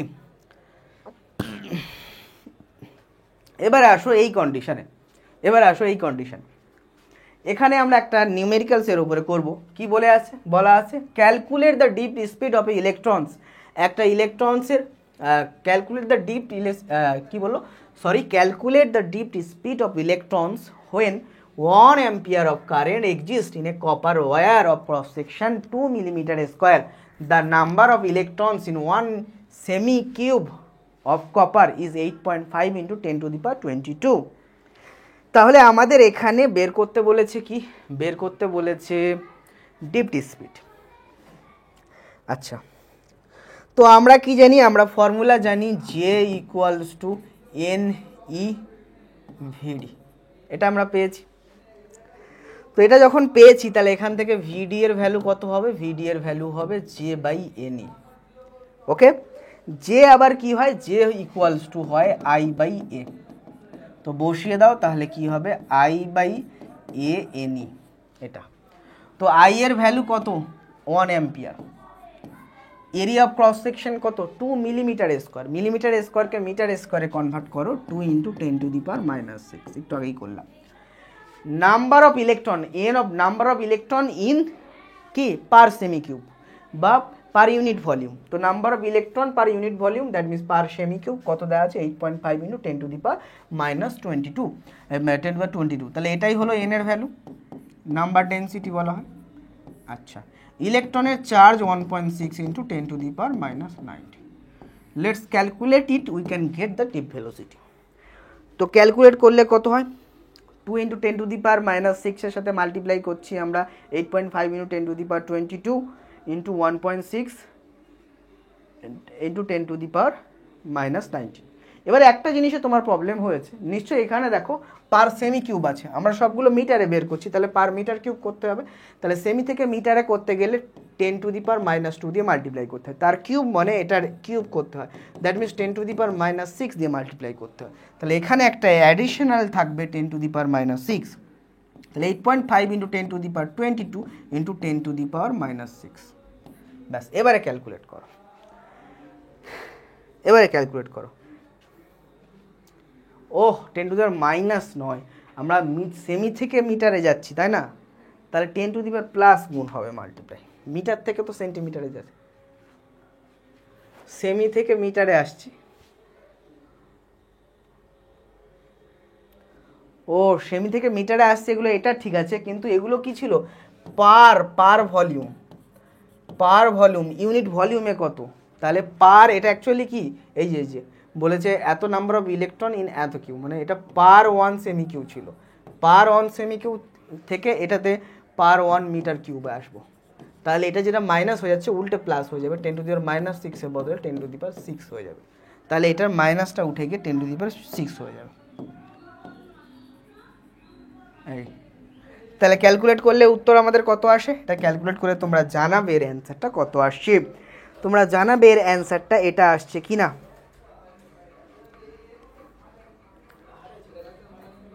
0.036 মিলিমিটার/সেকেন্ড আসছে কিনা তোমরা জানাবে, এটার উত্তর 0.36 মিলিমিটার/সেকেন্ড আসছে কিনা তোমরা জানাবে। এবং দেখতেই পাচ্ছি এই ডিপ ভেলোসিটির ভ্যালুটা খুবই স্মল, এটা অ্যান্সার কিনা তোমরা জানাবে কমেন্ট করে, মানে এই অ্যান্সারটা আমি অলরেডি মিটারে পাচ্ছি, মিটার থেকে মিলিমিটারে কনভার্ট করতে হবে, ঠিক আছে, তো তোমরা জানাবে এর অ্যান্সারটা এটা আসছে কিনা। তো এর পরের টপিকে আমরা চলে যাব, এর পরের টপিকস হচ্ছে ওহমস ল, তাহলে লেট এর পরের টপিকে আমরা যাব, পরের টপিকটা কি, পরের টপিকটা হলো ওহমস ল। ওকে, তো এই জায়গাগুলো তোমাদের কভার হলো কিনা নিশ্চয়ই কমেন্ট করে জানাবে, এবং ওহমস লতে আমরা এক্ষুনি ঢুকছি, ঠিক আছে, চলো।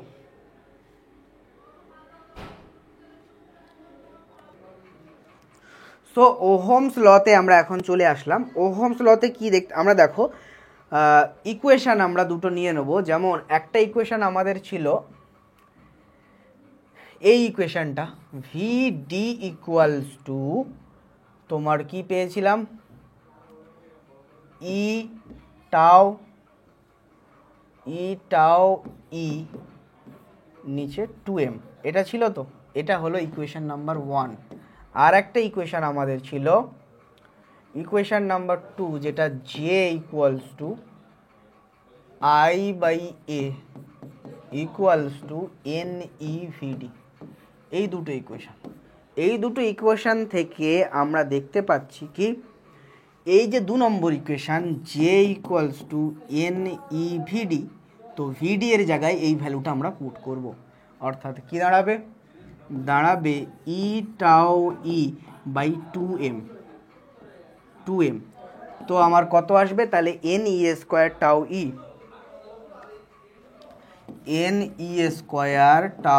ই বাই 2m, তাহলে হলো কত, NE² টাও ই বাই 2m। এই যেটা আমরা পেলাম এখানটায় জে ইকুয়ালস টু পেয়েছিলাম, আমরা নাম দিলাম J equals to sigma E. তো আমি সিগমা কাকে ধরেছি, আমি লেট সিগমা ধরেছি, sigma equals to NE² tau by 2m। এই NE² টাও বাই 2m কে আমি সিগমা ধরে নিয়েছি। সিগমা ডিপেন্ড করে শুধুমাত্র materials of the conductor and it's temperature. তাহলে সিগমা দুটো জিনিসের উপর ডিপেন্ড করে, এক নম্বর হলো ম্যাটেরিয়ালস অফ দ্য কন্ডাক্টর, মানে কি দিয়ে তৈরি, দ্বিতীয় নম্বর ডিপেন্ড করে টেম্পারেচার, ডিপেন্ড করে তার টেম্পারেচারের উপরে। ওকে, এই সিগমাকে কি বলা হয়, এই সিগমাকে বলা হয় electrical conductivity of the materials. তাহলে sigma is denoted by electrical conductivity of the materials. তাহলে সিগমাকে বলা হয় electrical conductivity of the materials. Okay, হ্যাঁ, তাহলে সিগমাকে কি বলবো, আমরা বললাম electrical conductivity of the materials. তাহলে এই লটাকে বলা হবে ওহমস ল। আমরা ওহমস লর অনেক ফর্ম দেখেছি, এটা হলো ওহমস লয়ের একটা অল্টারনেটিভ ফর্ম। তাই আমরা এটা শুরু করছি এই ফর্ম দিয়ে ডাইরেক্ট। আমি কিন্তু ডাইরেক্ট ওহমস লয়ের এই ফর্ম দিচ্ছি না, আর proportional to V proportional to I, V equals to I R. আমি শুরু করছি এইটা দিয়ে, এটাকেই আমরা বলছি ওহমস ল, তারপরে আমরা এই ফরমেশনে যাব।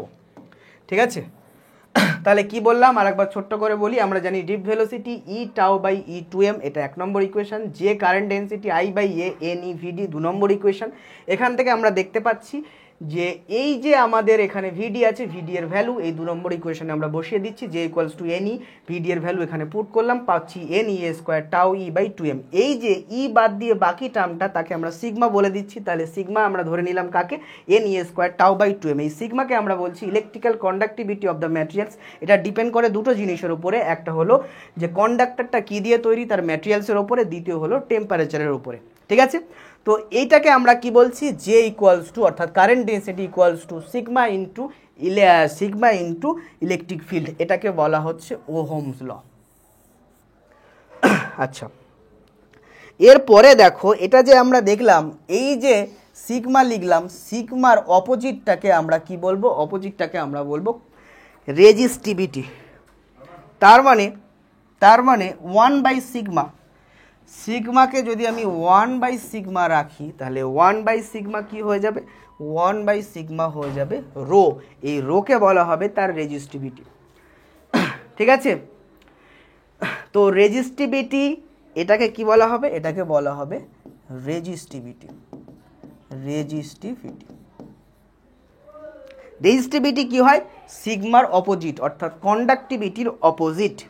তাহলে রেজিস্টিভিটির ভ্যালু কি হবে, এই ভ্যালুটা উল্টে যাবে, ওপরে আসবে 2m, নিচে চলে আসবে এন ই স্কোয়ার টাউ, নিচে চলে আসবে এন ই স্কোয়ার টাউ। তাহলে ওহমস ল আমাদের কন্ডাক্টিভিটি বা রেজিস্টিভিটির কথা বলে, যেটা ম্যাটেরিয়ালসের যেটা কি ইলেকট্রিক, যেটা independent two electric field, electric ফিল্ডের ওপরে ডিপেন্ড করে না। তাহলে কি আমরা বলতে পারি, এবং এটা আমরা ওয়াইড রেঞ্জ অফ ইলেকট্রিক ফিল্ডের জন্য ব্যবহার করতে পারি। এবারে একটা অন্য কন্ডিশন আমরা ধরে নেবো। এই ছবিটা তোমরা দেখতে পাচ্ছ, এই ছবিটাতে তোমরা দেখতে পাচ্ছ কি করা হয়েছে, এই ছবিটাতে একটা ভোল্টেজ বা পোটেনশিয়াল ডিফারেন্স ভি অ্যাপ্লাই করা হয়েছে একটা কন্ডাক্টরের ওপরে, যে কন্ডাক্টরের এরিয়া অফ ক্রস সেকশন এ, যার ভিতর দিয়ে আই কারেন্ট এদিকে ফ্লো করছে এবং ইলেকট্রিক ফিল্ড দেখো এদিকে আছে। ঠিক আছে, তার লেন্থটা হলো এল। তার মানে ইলেকট্রনটা ফ্লো করছে অপোজিটে, তার অপোজিটে হচ্ছে কারেন্টের ডিরেকশন, এটা তো আমরা জানি। তার মানে ইলেকট্রন ফ্লো করছে তার অপোজিটে, এটা আমাদের এখন লাগবে না ইলেকট্রন কোন দিকে ফ্লো করছে। ওকে, তাহলে এখান থেকে আমরা কি বলতে পারি, এখান থেকে আমরা বলতে পারি ইলেকট্রিক ফিল্ড কি হয়, ইলেকট্রিক ফিল্ড হয়ে যায় সবসময় আমরা জানি যে ভোল্টেজ বা পোটেনশিয়াল ডিফারেন্স আমরা অ্যাপ্লাই করেছি সেটা ইউনিট লেন্থে কত। এল লেন্থের কন্ডাক্টরের জন্য এখানে পোটেনশিয়াল ডিফারেন্স ভি ইউজ করা হয়েছে, ইউনিট লেন্থের কন্ডাক্টরের জন্য যে potential difference V by L তাকে বলা হয় তার ইলেকট্রিক ফিল্ড, সেটাই হয় তার ইলেকট্রিক ফিল্ড। এই ইকুয়েশন আমরা অনেক আগেও জানি, আমরা যখন ইলেকট্রিক ফিল্ড পড়েছিলাম তখনও এটার কথা একটুখানি বলা হয়েছিল যে ই ইকুয়ালস টু তাহলে কী হবে, ভি বাই এল। তাহলে আমরা কি দিলাম, একটা কন্ডাক্টর যেটা হলো এল লেন্থের conductor, area of cross section A, সেটাতে আমরা একটা পোটেনশিয়াল ডিফারেন্স ভি অ্যাপ্লাই করলাম, অ্যাপ্লাই করার ফলে সেখানে একটা ইলেকট্রিক ফিল্ড তৈরি হলো, electric field E equals to হবে ভি বাই এল। সেখানে কারেন্ট যদি আই ফ্লো করে তাহলে কারেন্ট ডেন্সিটির ফর্মুলা কারেন্ট এখানে আমরা ছোটো আই দিয়েছি, current density J equals to I by A, এটা আমরা বলে দিতে পারি, তাই না। এবারে এসো, এইটুকু যে তুমি বলে দিলে এতে কোনো অসুবিধা নেই। তারপরে আসছি আমরা আসল খেলাতে, যে কারেন্ট ডেন্সিটির ফর্মুলা কি ছিল, জে ইকুয়ালস টু ছিল আমাদের সিগমা ই। তো আমি জে এর জায়গায় জে রেখে দিলাম, জে এর জায়গায় আই বাই এ বসিয়ে দিলাম, সিগমার জায়গায় সিগমা রেখে দিলাম, ই এর জায়গায় আমরা সিগমার জায়গায় 1 বাই রো বসিয়ে দেবো, আর ই এর জায়গায় ভি বাই এল বসিয়ে দেবো। এই ফরমেশনে এখন জিনিসটা চলে আসলো, এখন এটা এই ফরমেশনে চলে আসলো। এবারে ভিটাকে এক সাইডে রেখে বাকিগুলোকে অন্য সাইডে নিয়ে চলে যাও, তাহলে কি দাঁড়াচ্ছে, ভিটাকে এই সাইডে রাখো মানে এপারে রাখো, ধরো বাকিগুলোকে অন্য সাইডে নিয়ে চলে যাও, তাহলে থাকলো রো আই এল এ, এরকম দাঁড়ালো। তাহলে কি দাঁড়ালো, তাহলে দাঁড়ালো এটা। এবারে আইটাকে আমরা শেষে লিখবো, অর্থাৎ এটাকে এভাবে ঘুরিয়ে লিখবো, রো এল এ আই। চাইলে এটা বড় হাতের আই লিখে দিতে পারো, তুমি বড় হাতের আইও লিখে দিতে পারো। তাহলে আমরা পাচ্ছি কি যে V equals to rho L by A I. এই যে রো এল বাই এ এটাকে আমরা বলছি তার রেজিস্টেন্স বা আর। তো আমরা এবারে পরের লাইনে লিখব ভি ইকুয়ালস টু আই আর। আর আমরা কাকে ধরেছি? আর ধরেছি রো এল বাই এ কে, আর ধরেছি এটাকে। তো এইটা হলো ওহমসের ল। এই ওহমস ল এর এই ফরমেশন আমরা খুব ব্যবহার করি, ঠিক আছে। ওহমস ল এর তাহলে আর কে আমরা কি বলবো? Resistance of given conductor. এই আর এর রেসিপ্রোকাল 1/r কে বলা হয় কন্ডাক্টেন্স, ঠিক আছে। তো এইটা গেল ওহমস ল এর আরও একটা ফর্ম, এবং এই ফর্মটাই আমরা সব থেকে বেশি ইউজ করি যে কোনো সার্কিট অ্যানালাইসিসের জন্য। তাহলে রেজিস্ট্যান্সের ইউনিট হবে ওহমসের নাম অনুসারে। রেজিস্ট্যান্সের ইউনিট কি হবে? আচ্ছা চলো আমরা একটা পেজ নিয়ে ইউনিটের গল্পগুলো দেখি। রেজিস্ট্যান্সের ইউনিট হবে ওহম। এটাকে এই চিহ্ন দিয়ে ডিনোট করা হবে, এই রেজিস্ট্যান্স ম্যাটেরিয়ালসের উপরে ডিপেন্ড করে এবং কিসের উপরে ডিপেন্ড করে? তার ডাইমেনশনের উপরে ডিপেন্ড করে। যে লেন্থ বাড়লে দেখো রেজিস্ট্যান্স আর ইকুয়ালস টু এটা, তাহলে রেজিস্ট্যান্স কি দাঁড়াচ্ছে? Resistance R equals to rho L by A, অর্থাৎ R proportional to A, R proportional to 1/a, ঠিক আছে এটা। তো এখান থেকে আমরা পাই R proportional to L by A. এখানে যে কনস্ট্যান্ট আমরা ইউজ করি তাকে বলা হবে রেজিস্টিভিটি শুধু ম্যাটেরিয়ালসের কি বলে নেচার অফ দ্য ম্যাটেরিয়ালসের উপর ডিপেন্ড করবে আর টেম্পারেচারের উপর ডিপেন্ড করবে। বাট রেজিস্ট্যান্স তার ডাইমেনশন এল এর উপরেও ডিপেন্ড করে। তাহলে নেচার অফ দ্য ম্যাটেরিয়ালস টেম্পারেচারের সাথে সাথে এল এর উপরে ডিপেন্ড করে, অর্থাৎ তার ডাইমেনশন, তার লেন্থ আর এরিয়ার উপরে ডিপেন্ড করে।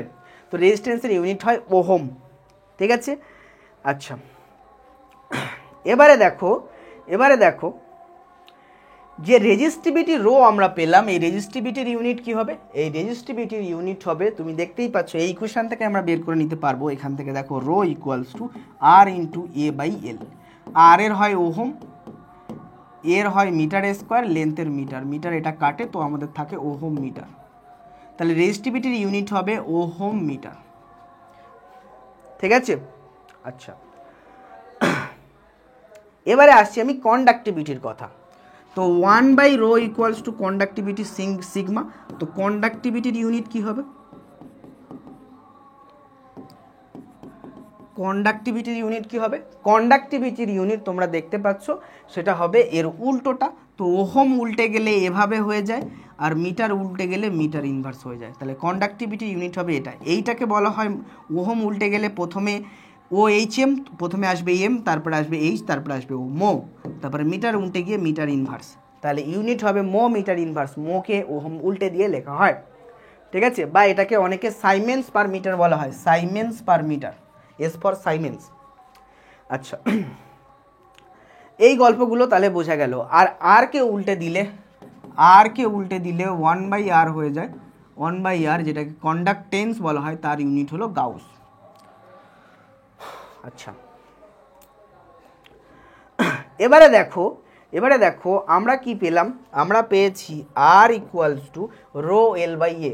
রো এর মান কত ছিল? রো এর মান ছিল আমরা পেয়েছিলাম 2m/n/e² টাউ, 2m/n/e² টাউ। তো রো এর মান আমি বসিয়ে দিলাম, তার সাথে থাকলো লেন্থ আর এরিয়া। তাহলে এটা এখন এসে গেল রেজিস্ট্যান্সের মান। তার মানে আমরা কি বলবো?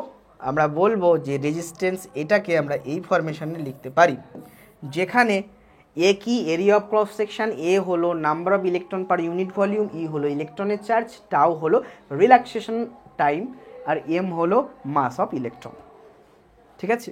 এই হলো গল্প। এবারে আমরা এই যে টপিকগুলো পড়ে নিলাম, এই টপিকের উপরে আবার আমাদের প্রয়োজন কি? নিউমেরিক্যালস প্র্যাকটিস করা। তো চলো এই টপিকগুলোর উপরে আমরা আস্তে আস্তে নিউমেরিক্যালসগুলোও করে ফেলি। তো পরপর আমরা এই টপিকগুলোর উপরে আস্তে আস্তে নিউমেরিক্যালসগুলো প্র্যাকটিস করে নেব। প্রথমে এই নিউমেরিক্যালসটা আমরা দেখি। এই নিউমেরিক্যালসটা কি বলছে calculate the resistance of a aluminium wire. একটা অ্যালুমিনিয়াম ওয়্যারের রেজিস্ট্যান্স তুমি ক্যালকুলেট করো of length 50 centimetre and cross sectional area 2.0 millimetre square. the resistivity of aluminum is rho equals to 2.6 into 10 to the power minus 8 ohm metre. এই হয়েছে কোশ্চেনটা। তাহলে কোশ্চেনটাতে আমাদের অ্যালুমিনিয়ামের রেজিস্ট্যান্স বের করতে বলছে, তার লেন্থ দেওয়া আছে, তার এরিয়া অফ ক্রস সেকশন দেওয়া আছে, আর রেজিস্টিভিটি দেওয়া আছে। তাহলে আমরা কি জানি?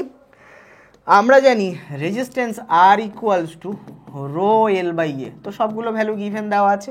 রো এর ভ্যালু কত ভাই বসাও, 2.6 into 10 to the power minus 8।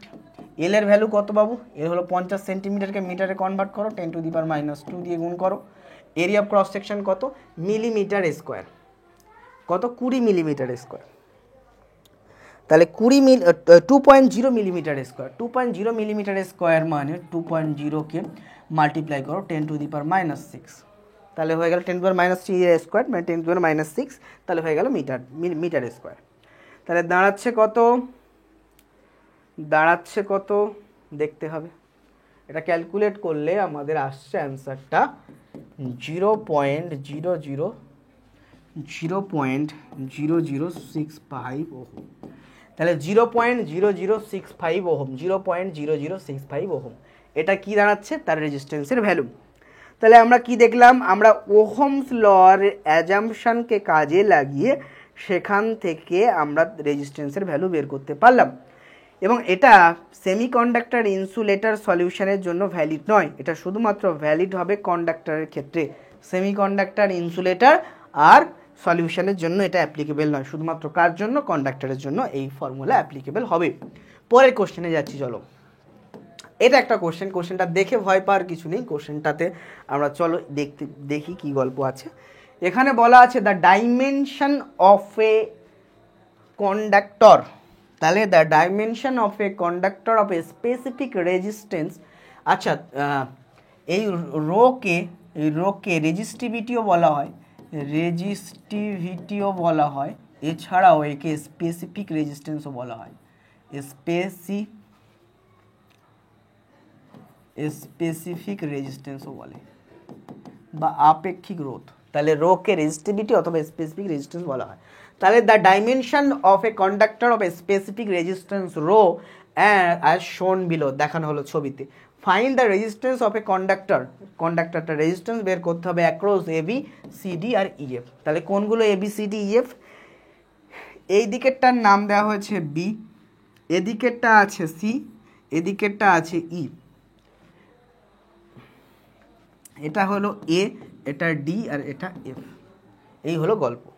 তাহলে আমি করব কিভাবে? এইটা একটা দেশলাইয়ের খামকে মনে করো, একটা দেশলাইয়ের খাম এটা অ্যাকচুয়ালি, ঠিক আছে? তো দেশলাইয়ের খাম আমার কাছে নেই, থাকলে আমি দেখাতাম। তো এখন আমি কি করি, এইটাকেই মনে করো, এইটাকে মনে করো। আর ছোট নেই, বড়টাকেই মনে করতে হবে, কিছু করার নেই। তো এটা একটা এই আছে। এখানে দেখো আমার বলেছে রেজিস্ট্যান্স বের করতে হবে আর অ্যাক্রস এবি, আর অ্যাক্রস সিডি, আর অ্যাক্রস ইএফ, এটা বের করতে হবে। তো প্রথমে আমি আর অ্যাক্রস এবি বের করতে চাই। তো ফর্মুলা কি হয়? আর বের করার ফর্মুলা রো এল বাই এ, এটাই হয় ফর্মুলা। তো এবি মিনস কোনটা দেখো, এ কোনটা আর বি কোনটা? এবি মিনস তোমার এই ওপরের পিঠটা, এটা হলো এ, নিচেরটা হলো বি, নিচেরটা বি। তাহলে এটা এ, এটা বি, ছবিতে দেখানো হয়েছে। এই তলটা হলো এ আর এই তলটা হলো বি, ঠিক আছে? তার মানে ওপর আর নিচেরটা এবি। এখন তুমি খেয়াল করো যে আমার কি দেওয়া রয়েছে। তো এই দুটো তল হলো এ বি, এর রেজিস্ট্যান্স বের করতে হবে। সবার স্পেসিফিক রেজিস্ট্যান্স রো দেওয়া রয়েছে। তাহলে স্পেসিফিক রেজিস্ট্যান্স রো এর সাথে এল বাই এ গুণ হবে। এল মানে লেন্থটা। তাহলে এই যেটা রইলো, এটা লেন্থ কত? এখান থেকে এতটা। এই লেন্থটা মানে এখান থেকে এতটা, দ্যাট মিনস এ। তো লেন্থ হলো এ। এরিয়াটা কত? এরিয়া হলো ক্ষেত্রফল। তো এই উপরের তলটার ক্ষেত্রফল কত? এদিকেরটা এ আর এদিকে এখান থেকে এইটুকু হলো বি, এটা বি। তাহলে এ ইন্টু বি, এটা হবে। ও সরি রো। আচ্ছা দেখো, আমাদের কি এইটা আছে, এইটা আছে। লেন্থ বলতে এই লেন্থটা নয়, এই দুটো তলের মাঝখানের লেন্থ। এই দুটো তলের মাঝখানের লেন্থ হলো এইটুকু, এইটুকু।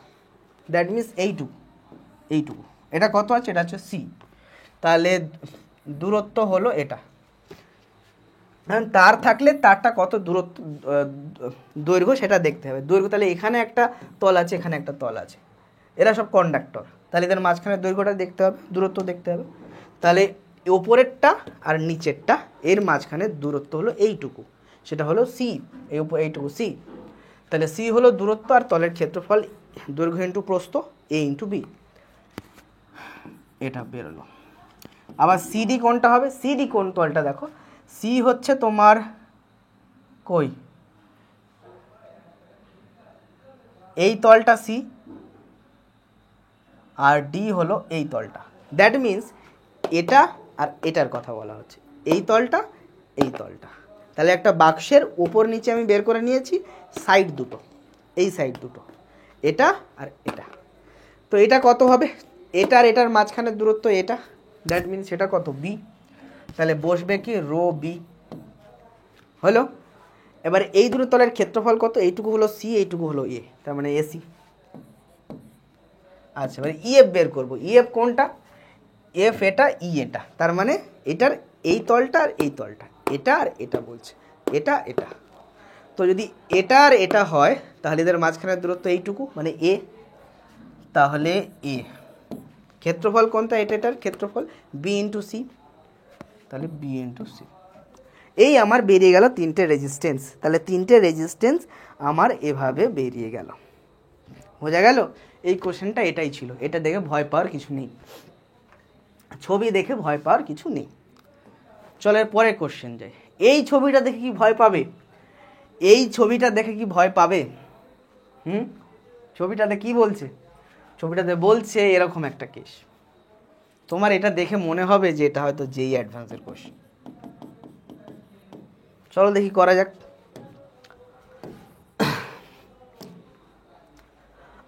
তো এই কোশ্চেনটা যদি আমি দেখি, এখানে কি বলছে? এখানে বলছে যে a portion of length L is cut out. তাহলে কি করা হয়েছে? A portion of length L, তাহলে এল লেন্থ কাট আউট করা হয়েছে from a conical solid wire. তাহলে একটা চোঙাকৃতি তার ছিল, চোঙাকৃতি তার ছিল, এই চোঙাকৃতি তার থেকে এলটুকু কেটে নেওয়া হয়েছে। যেটুকু কেটে নেওয়া হলো সেটা হলো এই ছবিতে। ওকে, টু এন্ড অফ দ্য পোর্শনের যেটুকু পোর্শন কেটে নিলাম তার দুটো এন্ড, একটা এন্ড হলো এটা, একটা এন্ড হলো এটা। তো two end of the portion have circular cross section of radius R1 and R2। এটা রেডিয়াস R1, তোমরা দেখতে পাচ্ছ, এটা রেডিয়াস হলো R2। ওকে, বলছে R2 গ্রেটার দ্যান R1, তো দেখতেই পাচ্ছ R2 রেডিয়াসটা বড় R1 এর থেকে, অসুবিধা নেই কোনো। আচ্ছা, ইট ইজ কানেক্টেড লেন্থ ওয়াইজ। এটা লেন্থ ওয়াইজ মানে লম্বা লম্বিভাবে কানেক্ট করা হয়েছে, কানেক্ট করা হলো। তাহলে এটা হলো R2, এটা হলো R1। আচ্ছা, connected lengthwise to a circuit, ঠিক আছে, and current I is flowing in it. তাহলে একটা তার দিয়ে কানেক্ট করা হলো। তাহলে it is connected lengthwise in a circuit, একটা সার্কিটের সাথে কানেক্ট হলো, সেখান থেকে কারেন্ট কেমনভাবে যাচ্ছে। তাহলে তার কেমন ছিল? তার ছিল ক্লোনিক্যাল, একটা চোঙাকৃতি তার ছিল, কেটে নেওয়া হলো, কেটে নিয়ে এইভাবে করা হলো, এটা একটা সার্কিটে যুক্ত করা হলো। এটাকে যখন একটা সার্কিটে যুক্ত করা হলো, হ্যাঁ, লেন্থ ওয়াইজ, তখন এর ভিতর দিয়ে কারেন্ট যাচ্ছে, আই কারেন্ট এদিকে ফ্লো করছে। Okay, flowing on it. The resistivity of the materials of the wire rho. Materials of the wire অর্থাৎ এর রেজিস্টিভিটি কত? Resistivity rho. তারের উপাদানের রোধাঙ্ক হলো rho. Calculate the resistance of the consider portion. এই কনসিডার পোর্শনের রেজিস্ট্যান্স বের করো। And the voltage develop across it. এর অ্যাক্রসে যে ভোল্টেজ ডেভেলপ হয়েছে সেটা, আর এর রেজিস্ট্যান্স বের করতে হবে, অর্থাৎ আর অ্যান্ড ভি বের করতে হবে। তাহলে কি করতে হবে? আর ভি বের করতে হবে। চলো কোশ্চেনটা করি আমরা। চলো এই কোশ্চেনটা আমরা করে ফেলি, আর ভি বের করার কাজ করে নিই। তাহলে দেখো আমরা করব কি, এখানে আমরা দেখতে পাচ্ছি যে এই লেন্থটা হলো এল,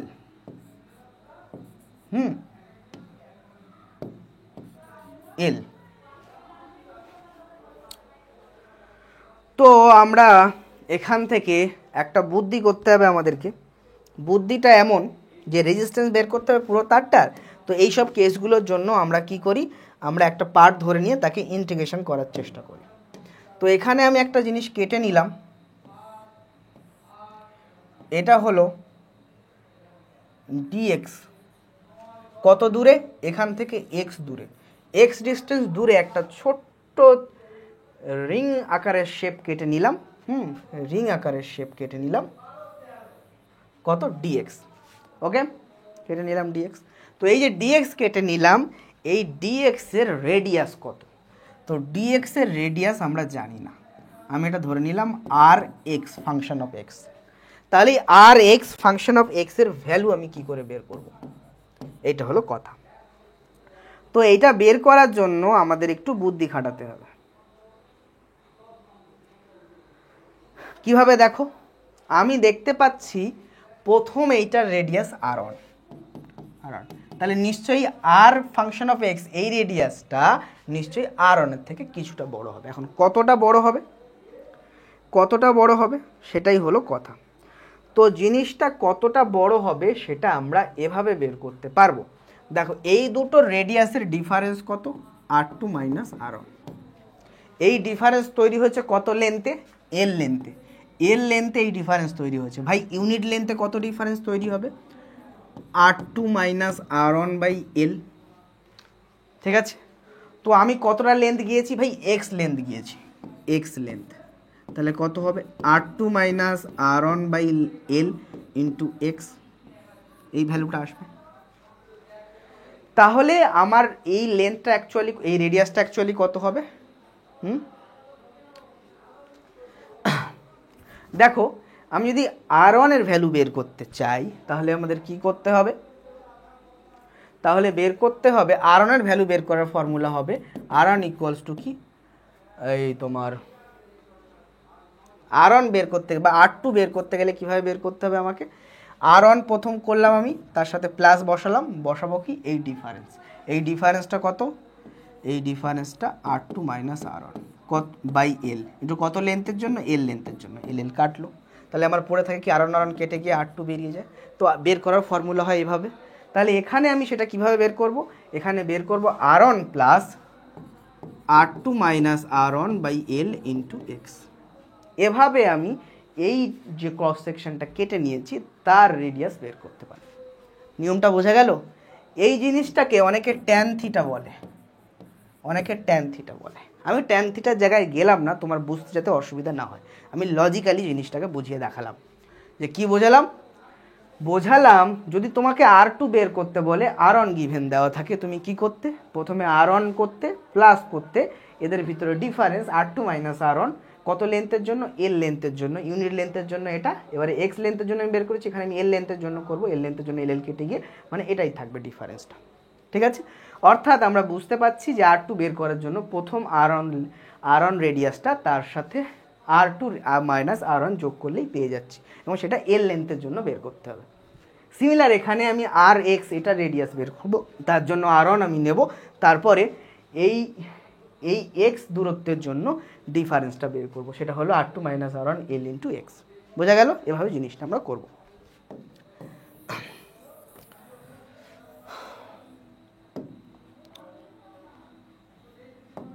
আচ্ছা, তো এই গেল গল্প। তাহলে আমরা পেয়ে গেলাম আর এক্সটা। এবারে আমাদের সিম্পলি গুছিয়ে ইন্টিগ্রেশন করতে হবে, সেটা যোগটা করে নিই। যোগটা করলে হয় এল আর ওয়ান আর two minus R one x, নিচে লসাগু এল, এটা হলো আর এক্স ফাংশন অফ এক্স এর ভ্যালু।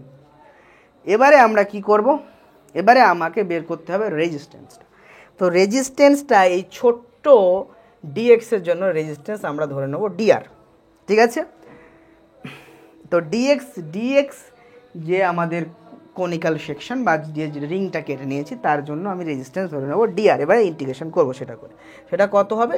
তো আমাদের বলে দিয়েছে যে রেজিস্টিভিটি ইউনিট লেন্থের জন্য রো, এই যে resistivity of the materials is rho, তাহলে রো ইন্টু কত হবে?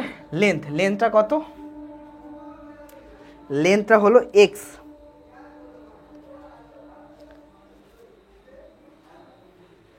না লেন্থটা নিয়েছি এখান থেকে এইটুকু ডিএক্স, সরি ডিএক্স।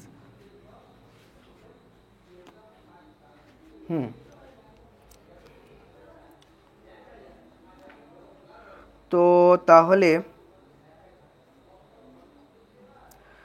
আমরা পেলাম রো ডিএক্স হলো লেন্থটুকু, মানে এইটুকু লেন্থ ডিএক্স, ঠিক আছে। এর ক্ষেত্রফল কত, নিচে হলো ক্ষেত্রফল, ক্ষেত্রফল হবে পাই আর আর স্কোয়ার, পাই আর এক্স যেটা ছিল তার স্কোয়ার, বা শুধু আর স্কোয়ার ধরতে পারো। এই জিনিসটা আর এক্স ধরে নিলে তোমার অসুবিধা হচ্ছে, এটাকে আমরা শুধু আর ধরে নিতে পারি হিসেবের সুবিধার জন্য, শুধু আর ধরে নিলাম।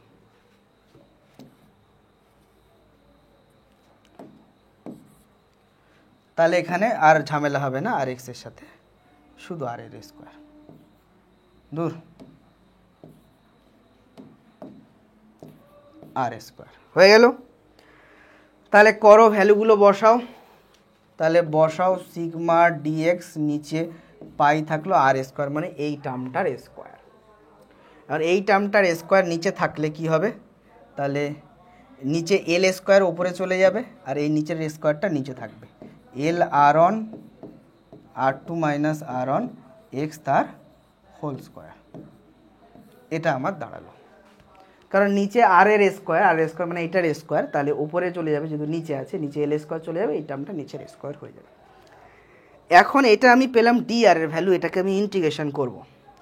তো ইন্টিগ্রেশন করো, ডি আর এর ইন্টিগ্রেশন করলে তুমি আর পাবে, এখানে এই টার্মটার ইন্টিগ্রেশন হবে, এখানে এই টার্মটার ইন্টিগ্রেশন নিয়ে as a constant rho L square পাইকে আমি বের করে নিলাম, রেখে দিলাম কাকে, এখানে রেখে দিলাম ডিএক্সকে, ডিএক্সকে নিচে রেখে দিলাম কাকে, নিচে রেখে দিলাম R one L plus R two minus R one X, ঠিক আছে, তার স্কোয়ারকে। এবারে আপার লোয়ার লিমিট তোমাকে যেতে হবে কোথায়, এই এক্স লেন্থ 0 থেকে কভার করবে পুরো এল পর্যন্ত, তাহলে পুরোটা কভার হয়ে যাবে।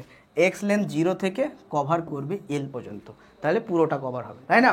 এক্স লেন্থ 0 থেকে পুরো এল লেন্থ এক্স ইকুয়ালস টু এল এই পর্যন্ত আসলে পুরোটা কভার হয়ে যাবে, তাহলে পুরোটার জন্য আমি রেজিস্ট্যান্স বের করে নিতে পারবো।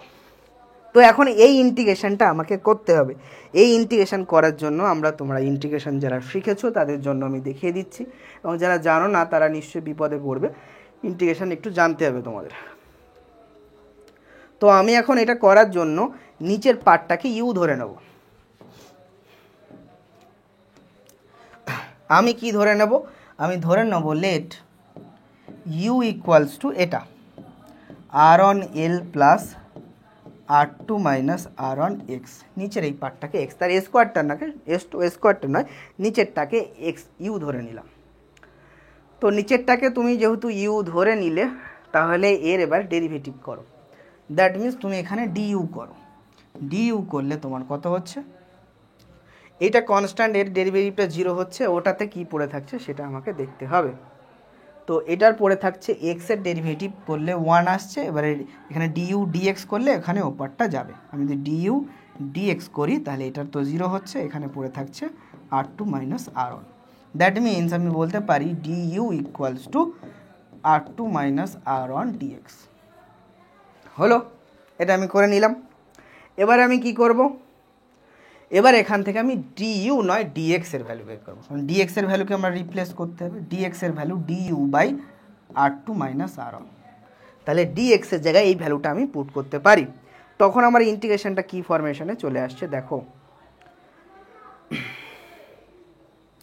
তখন ইন্টিগ্রেশনটা আমার চলে আসছে sigma L square pi constant থাকছে, ইন্টিগ্রেশন হয়ে গেল ডিএক্স এর জায়গায় আমি বসিয়ে দিলাম D U by R two minus R one. আচ্ছা, নিচের এই ভ্যালুটা কি ইউ এর স্কোয়ার, তাহলে নিচে পড়ে থাকে ইউ স্কোয়ার, এইটুকু হয়ে গেল। এবার আপার লোয়ার লিমিট কি 0 থেকে এল থাকবে না, আপার লোয়ার লিমিট চেঞ্জ হবে। কীভাবে চেঞ্জ হবে, এক্স ইকুয়ালস টু 0 বসাবো আর এক্স ইকুয়ালস টু এল বসাবো। তাহলে দেখো, যদি আমি এখানে এক্স ইকুয়ালস টু 0 বসাই, তাহলে কি হবে, এই পার্টটা 0, তাহলে ইউ ইকুয়ালস টু পড়ে থাকবে আর অন এল। আবার এক্স ইকুয়ালস টু এল বসালে এটা কি থাকবে, এক্স ইকুয়ালস টু এল বসালে ইউ ইকুয়ালস টু হয়ে যাবে, এটা থাকবে আর অন এল যা ছিল, এটা হয়ে যাবে এক্স, এটা এল, তার মানে R two L plus R two L minus R one L. তো আর অন এল এটা কাটে, পড়ে থাকে শুধু আর টু এল। তাহলে আপার লোয়ার লিমিট এখন হয়ে গেল আর অন এল আর টু এল। তো এখানে আমি কি লিখব, এখানে আমি লিখব আর অন এল, এখানে আমি লিখব আর টু এল। তাহলে এই ইন্টিগ্রেশন এখন এভাবে চেঞ্জ হয়ে গেল। এবারে R two minus R one as a constant বাইরে বের করে নেব। তাহলে চলো পরের পেজে যাই, আমি পরের পেজে যাই। তো আমার কারা কারা ছিল, rho L square pi, rho L square pi constant হিসাবে আর টু মাইনাস আর ওয়ানকেও বের করে নিলাম। Integration of R one L থেকে আর টু এল, পড়ে থাকছে কে, পড়ে থাকছে D U U square, D U U square, D U U স্কোয়ারের ইন্টিগ্রেশন করলে কি হয়, 1-1/u, কারণ ইউ স্কোয়ার মানে U to the power -1/u square, মানে সেটার সাথে প্লাস হবে, নিচে হবে এটা, তাহলে কত থাকে, U to the power -1/- by নিচে -1, তার মানে কত, -1/u। তো এই জন্য এটা হবে -1/u। আপার লোয়ার লিমিট চলো বসিয়ে দাও, আর অন এল আর টু এল, এখানে বসিয়ে দাও rho L square pi R two minus R on.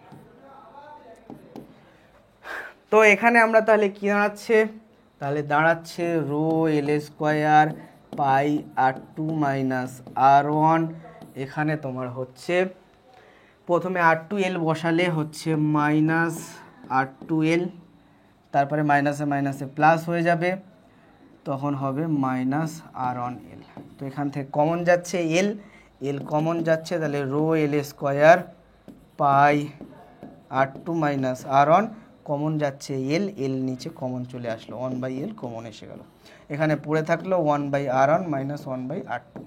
এটা লসাগু করলে হয়, নিচে হয় r1 r2, ওপরে হয় r2 মাইনাস r1, তার সাথে ছিল 1/l, এখানে ছিল রো এল স্কোয়ার, নিচে পাই r2 মাইনাস r1।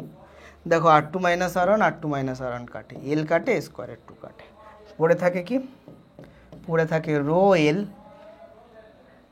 পাই আর অন আর টু। তাহলে রেজিস্ট্যান্সের ভ্যালু হলো এটা, রেজিস্ট্যান্সের ভ্যালু হলো এটা, rho L pi R one R two.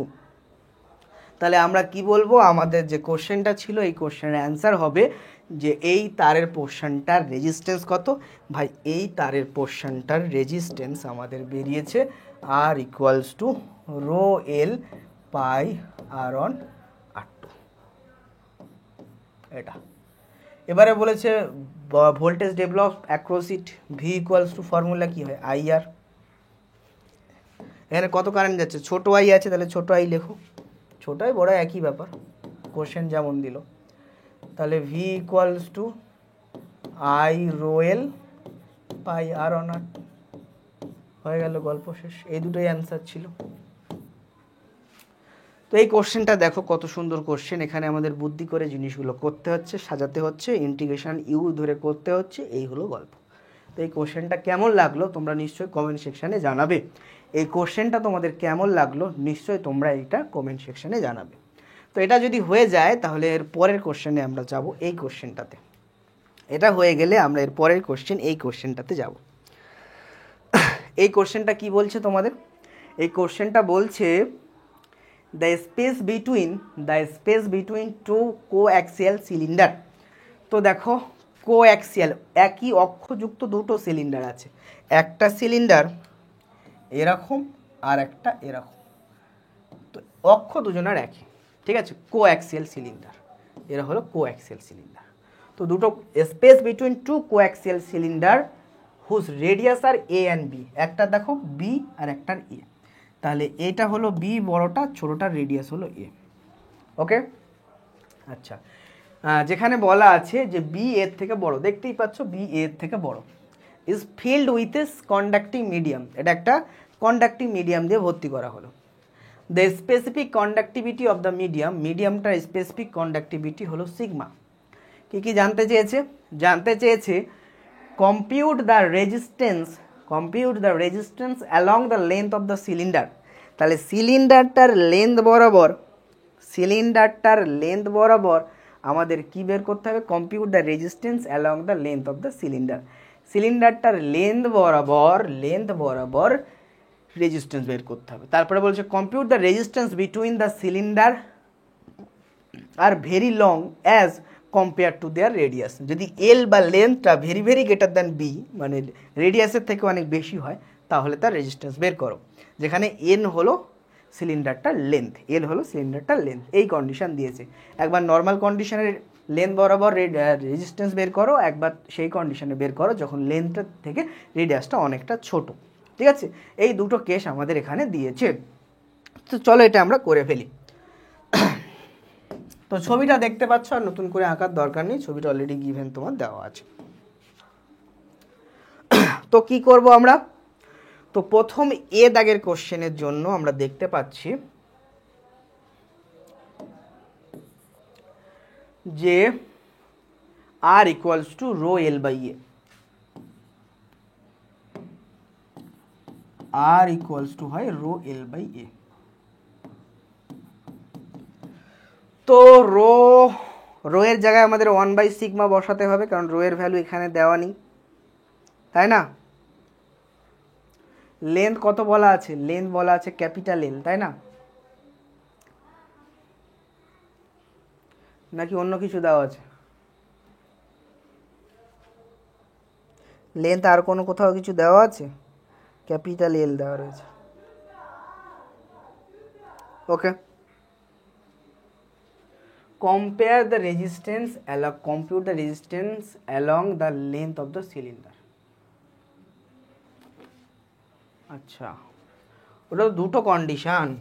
আচ্ছা, এইখানে along the length L হবে, ছোট হাতের এল, মানে এখানে লেন্থটা একটা নর্মাল লেন্থের কথা বলেছে। আচ্ছা, তাহলে এটা বসবে 1/σ L A। তাহলে কি দাঁড়ালো, এটা দাঁড়ালো। তো এল আমি উপরে বসালাম, নিচে সিগমা বসালাম, এরিয়াটা কত হবে দেখো, দুটো রয়েছে, একটা এরকম আর একটা এরকম। তাহলে একটা রেডিয়াস হলো বি, একটার হলো এ, তার মানে বসাবো পাই বি স্কোয়ার মাইনাস পাই এ স্কোয়ার। তারপর তো এরিয়াটা পাবো, এইটুকু এরিয়া আমাদের অ্যাকচুয়ালি নিতে হবে, এইটুকু, পুরোটা তো নিলে হবে না, মাঝখান তো ফাঁপা। তাহলে পাই বি স্কোয়ার পাই এ স্কোয়ার। তো পাই সিগমা কমন নিয়ে নাও, পাইকে সিগমা কমন নিয়ে নাও, তাহলে থাকলো উত্তর কি এল পাই সিগমাকে কমন নাও, পড়ে থাকলো বি স্কোয়ার মাইনাস এ স্কোয়ার। তো প্রথমটার অ্যান্সার হলো এটা, দ্বিতীয়টা যখন লেন্থটা বড় হাতের এল, যেটা ভেরি গ্রেটার দেন তাদের রেডিয়াস, তখন কি হবে। তো এবারে বি নম্বর জন্য, বি এর দাগের জন্য, তো বি এর দাগের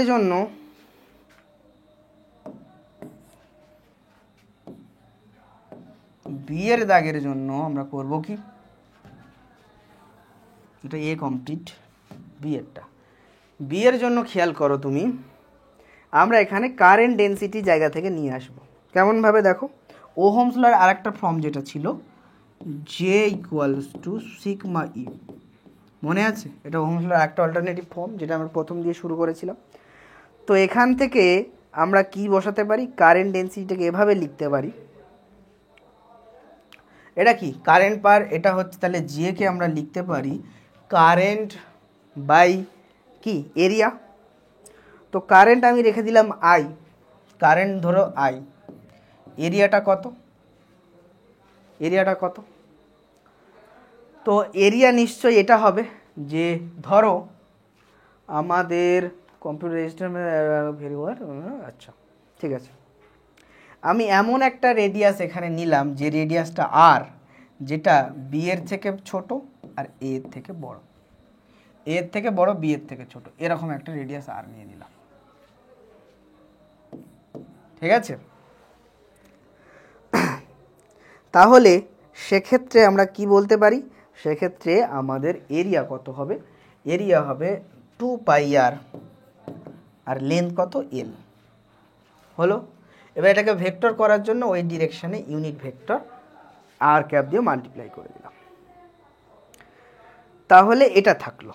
এবারে যে যদি এটা হয় তাহলে ই কত হবে, আমরা জানি J equals to sigma E, that means E equals two এখান থেকে আমরা দেখতে পাচ্ছি জে ভেক্টর বাই সিগমা। তো এই ভেক্টরকে সিগমা দিয়ে ভাগ করলে এটা হয়ে যায় I two pi sigma R L R cap. তো ই ভেক্টরের ভ্যালু এখন আমার এসে গেল এটা।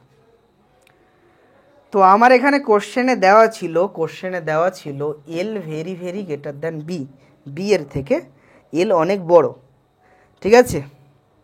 তাহলে আমরা কি বলতে পারি, তাহলে আমি যদি ভি বের করি এবি বরাবর, তাহলে সেটা কত হবে, সেটা হবে, আচ্ছা তুমি দেখো, তাহলে যদি L very very greater than B হয়, তাহলে এ বির অ্যাক্রসে যে পোটেনশিয়ালটা হবে সেই পোটেনশিয়ালটা কেমন হবে, আমি সেটাকে বের করব ইন্টিগ্রেশন করে বি থেকে এ পর্যন্ত, এবং সেই পোটেনশিয়ালটা নেগেটিভ হবে অবশ্যই। তাহলে সেটা দেখো ই ফাংশন অফ আর, যেটার ভ্যালু আমরা বের করেছি, তার সাথে ডিআর। তো এখান থেকে আমরা পাচ্ছি কত, এখান থেকে আমরা পাচ্ছি minus 1 by minus I by 2 pi sigma R L R cap, তাই না। এটা বসালাম 2 পাই, হ্যাঁ আচ্ছা আরটাকে আমি ভিতরে নিয়ে নেবো, আরটা লাগবে আমার, 2 পাই সিগমা এল, আরটাকে আমরা ভিতরে নিয়ে নেবো, তাহলে ডি আর বাই আর থাকবে, তাই না, ডি আর বাই আর। এখন এটাকে ভেক্টরগুলোতে সব স্কেলার মান নিচ্ছি, ধরো ডি আর আর, তো বি থেকে এ পর্যন্ত। ডি আর আর মানে এ লগ হয়ে যায় এল এন আর এর পাওয়ার বসাবো এখন, প্রথমে log A minus log B, that means log A by B হয়ে যাবে, তাই না। তাহলে কি হয়ে যাবে, এটা হয়ে যাবে তাহলে এটা ডি আর বাই আর, এখান থেকে আমরা পাবো minus I 2 pi sigma L, এখানে হয়ে যাবে L N R, upper lower limit বসবে এ বি, তাহলে কত আসবে minus I 2 pi sigma L, L N R মানে এল এন আর এর জায়গায় এ বি পাওয়ার বসালে হবে L N A minus L N B. এটার মানে হলো L N A by B, আর এই মাইনাস আছে, মাইনাসের পাওয়ারে চলে যাবে, তখন উল্টে গিয়ে হয়ে যাবে L N B by A. তখন কি হয়ে যাবে, তখন এটাকে আমরা লিখব I 2 pi sigma L L N B by A. তাহলে I 2 pi sigma L L N B by A, এটা আমরা এখন পেয়ে গেলাম। তো এটা তুমি কি পেলে, ভোল্টেজ অ্যাক্রস এ বি। এবারে রেজিস্ট্যান্স অ্যাক্রস এ বি বের করতে হবে। এবারে যদি রেজিস্ট্যান্স অ্যাক্রস এ বি বের করি, সেটা কি হবে V A B by I. তো ভি এ বি এটাকে আই দিয়ে ডিভাইড করলে এই আইটা কেটে যায়, তখন তোমার পড়ে থাকে কত, পড়ে থাকে 1/2 pi sigma L L N B by A, এটা হবে answer. 1/2 pi sigma L 1/2 pi sigma L, এটা দ্যাট মিনস এটাকে এভাবে আমরা লিখতে পারি L N B by A নিচে পড়ে থাকে 2 pi sigma L, L N B by A নিচে পড়ে থাকে 2 পাই সিগমা এল। বুঝেছো, এই কোশ্চেনটা এইভাবে করতে হবে। যেহেতু এল লেন্থের থেকে বি এল লেন্থটা অনেকটা বড়, তাহলে এ বির অ্যাক্রসের যে ভোল্টেজটা হবে সেটা মিনিমাম হবে, সেটা নেগেটিভ হবে। সেই জন্য আমরা এখানে নেগেটিভ নিলাম, এবং বি থেকে এতে গিয়ে আমরা কমপ্লিট করলাম, বাইরে থেকে ভিতরে গেলাম, অপোজিট ডিরেকশানে গেলাম, তাই তো নেগেটিভ আমরা এখানে দেখতে পাচ্ছি। আমরা কি করলাম, E D R E into D R, এটা কেন করলাম দেখো, আমরা জানি E equals to V by L, তাই না। তাহলে ভি ইকুয়ালস টু কি ই ইন্টু এল। এখন এল বলতে এই লেন্থটা আমরা কি করলাম, আমরা আর লেন্থটা একটা দূরে নিলাম, সেখান থেকে ছোট্ট একটা ডিআর কেটেছি, আর ই ছিল অ্যাজ এ ফাংশন অফ আর, করেছি, করে তার ইন্টিগ্রেশন করলাম বি থেকে এ পর্যন্ত, তাহলে এইটুকু জায়গা কভার হলো পুরো। এটা সেই কন্ডিশন যখন এই কন্ডিশন বলে এখানে একটা মাইনাস এলো, কারণ এর লেন্থটা বি এর থেকে অনেকটা বড়, তাহলে এখানে পোটেনশিয়ালটা নেগেটিভের দিকে যাবে। এই হলো গল্প, এভাবে করা হলো। তারপরে আচ্ছা, তো হয়ে গেল তোমার এটা। এবারে আসি আমরা পরের টপিকে। পরের টপিক হলো colour coding of A resistance. তাহলে এর পরের টপিক কি, আমাদের রেজিস্ট্যান্সের কালার কোডিং শিখতে হবে। রেজিস্ট্যান্সের কালার কোডিং তো আমরা শিখবো, কালার কোডিং শেখার পরে তারপরে আমরা এই জায়গাতে যাব টেম্পারেচার ডিপেন্ডেন্স অফ রেজিস্ট্যান্স, তারপরে আমরা সেটার পরে আমরা যাব ব্যাটারির ইএমএফে। ব্যাটারির ইএমএফে গিয়ে তারপরে সেখান থেকে ব্যাটারি কম্বিনেশন আর সেলের কম্বিনেশন করব।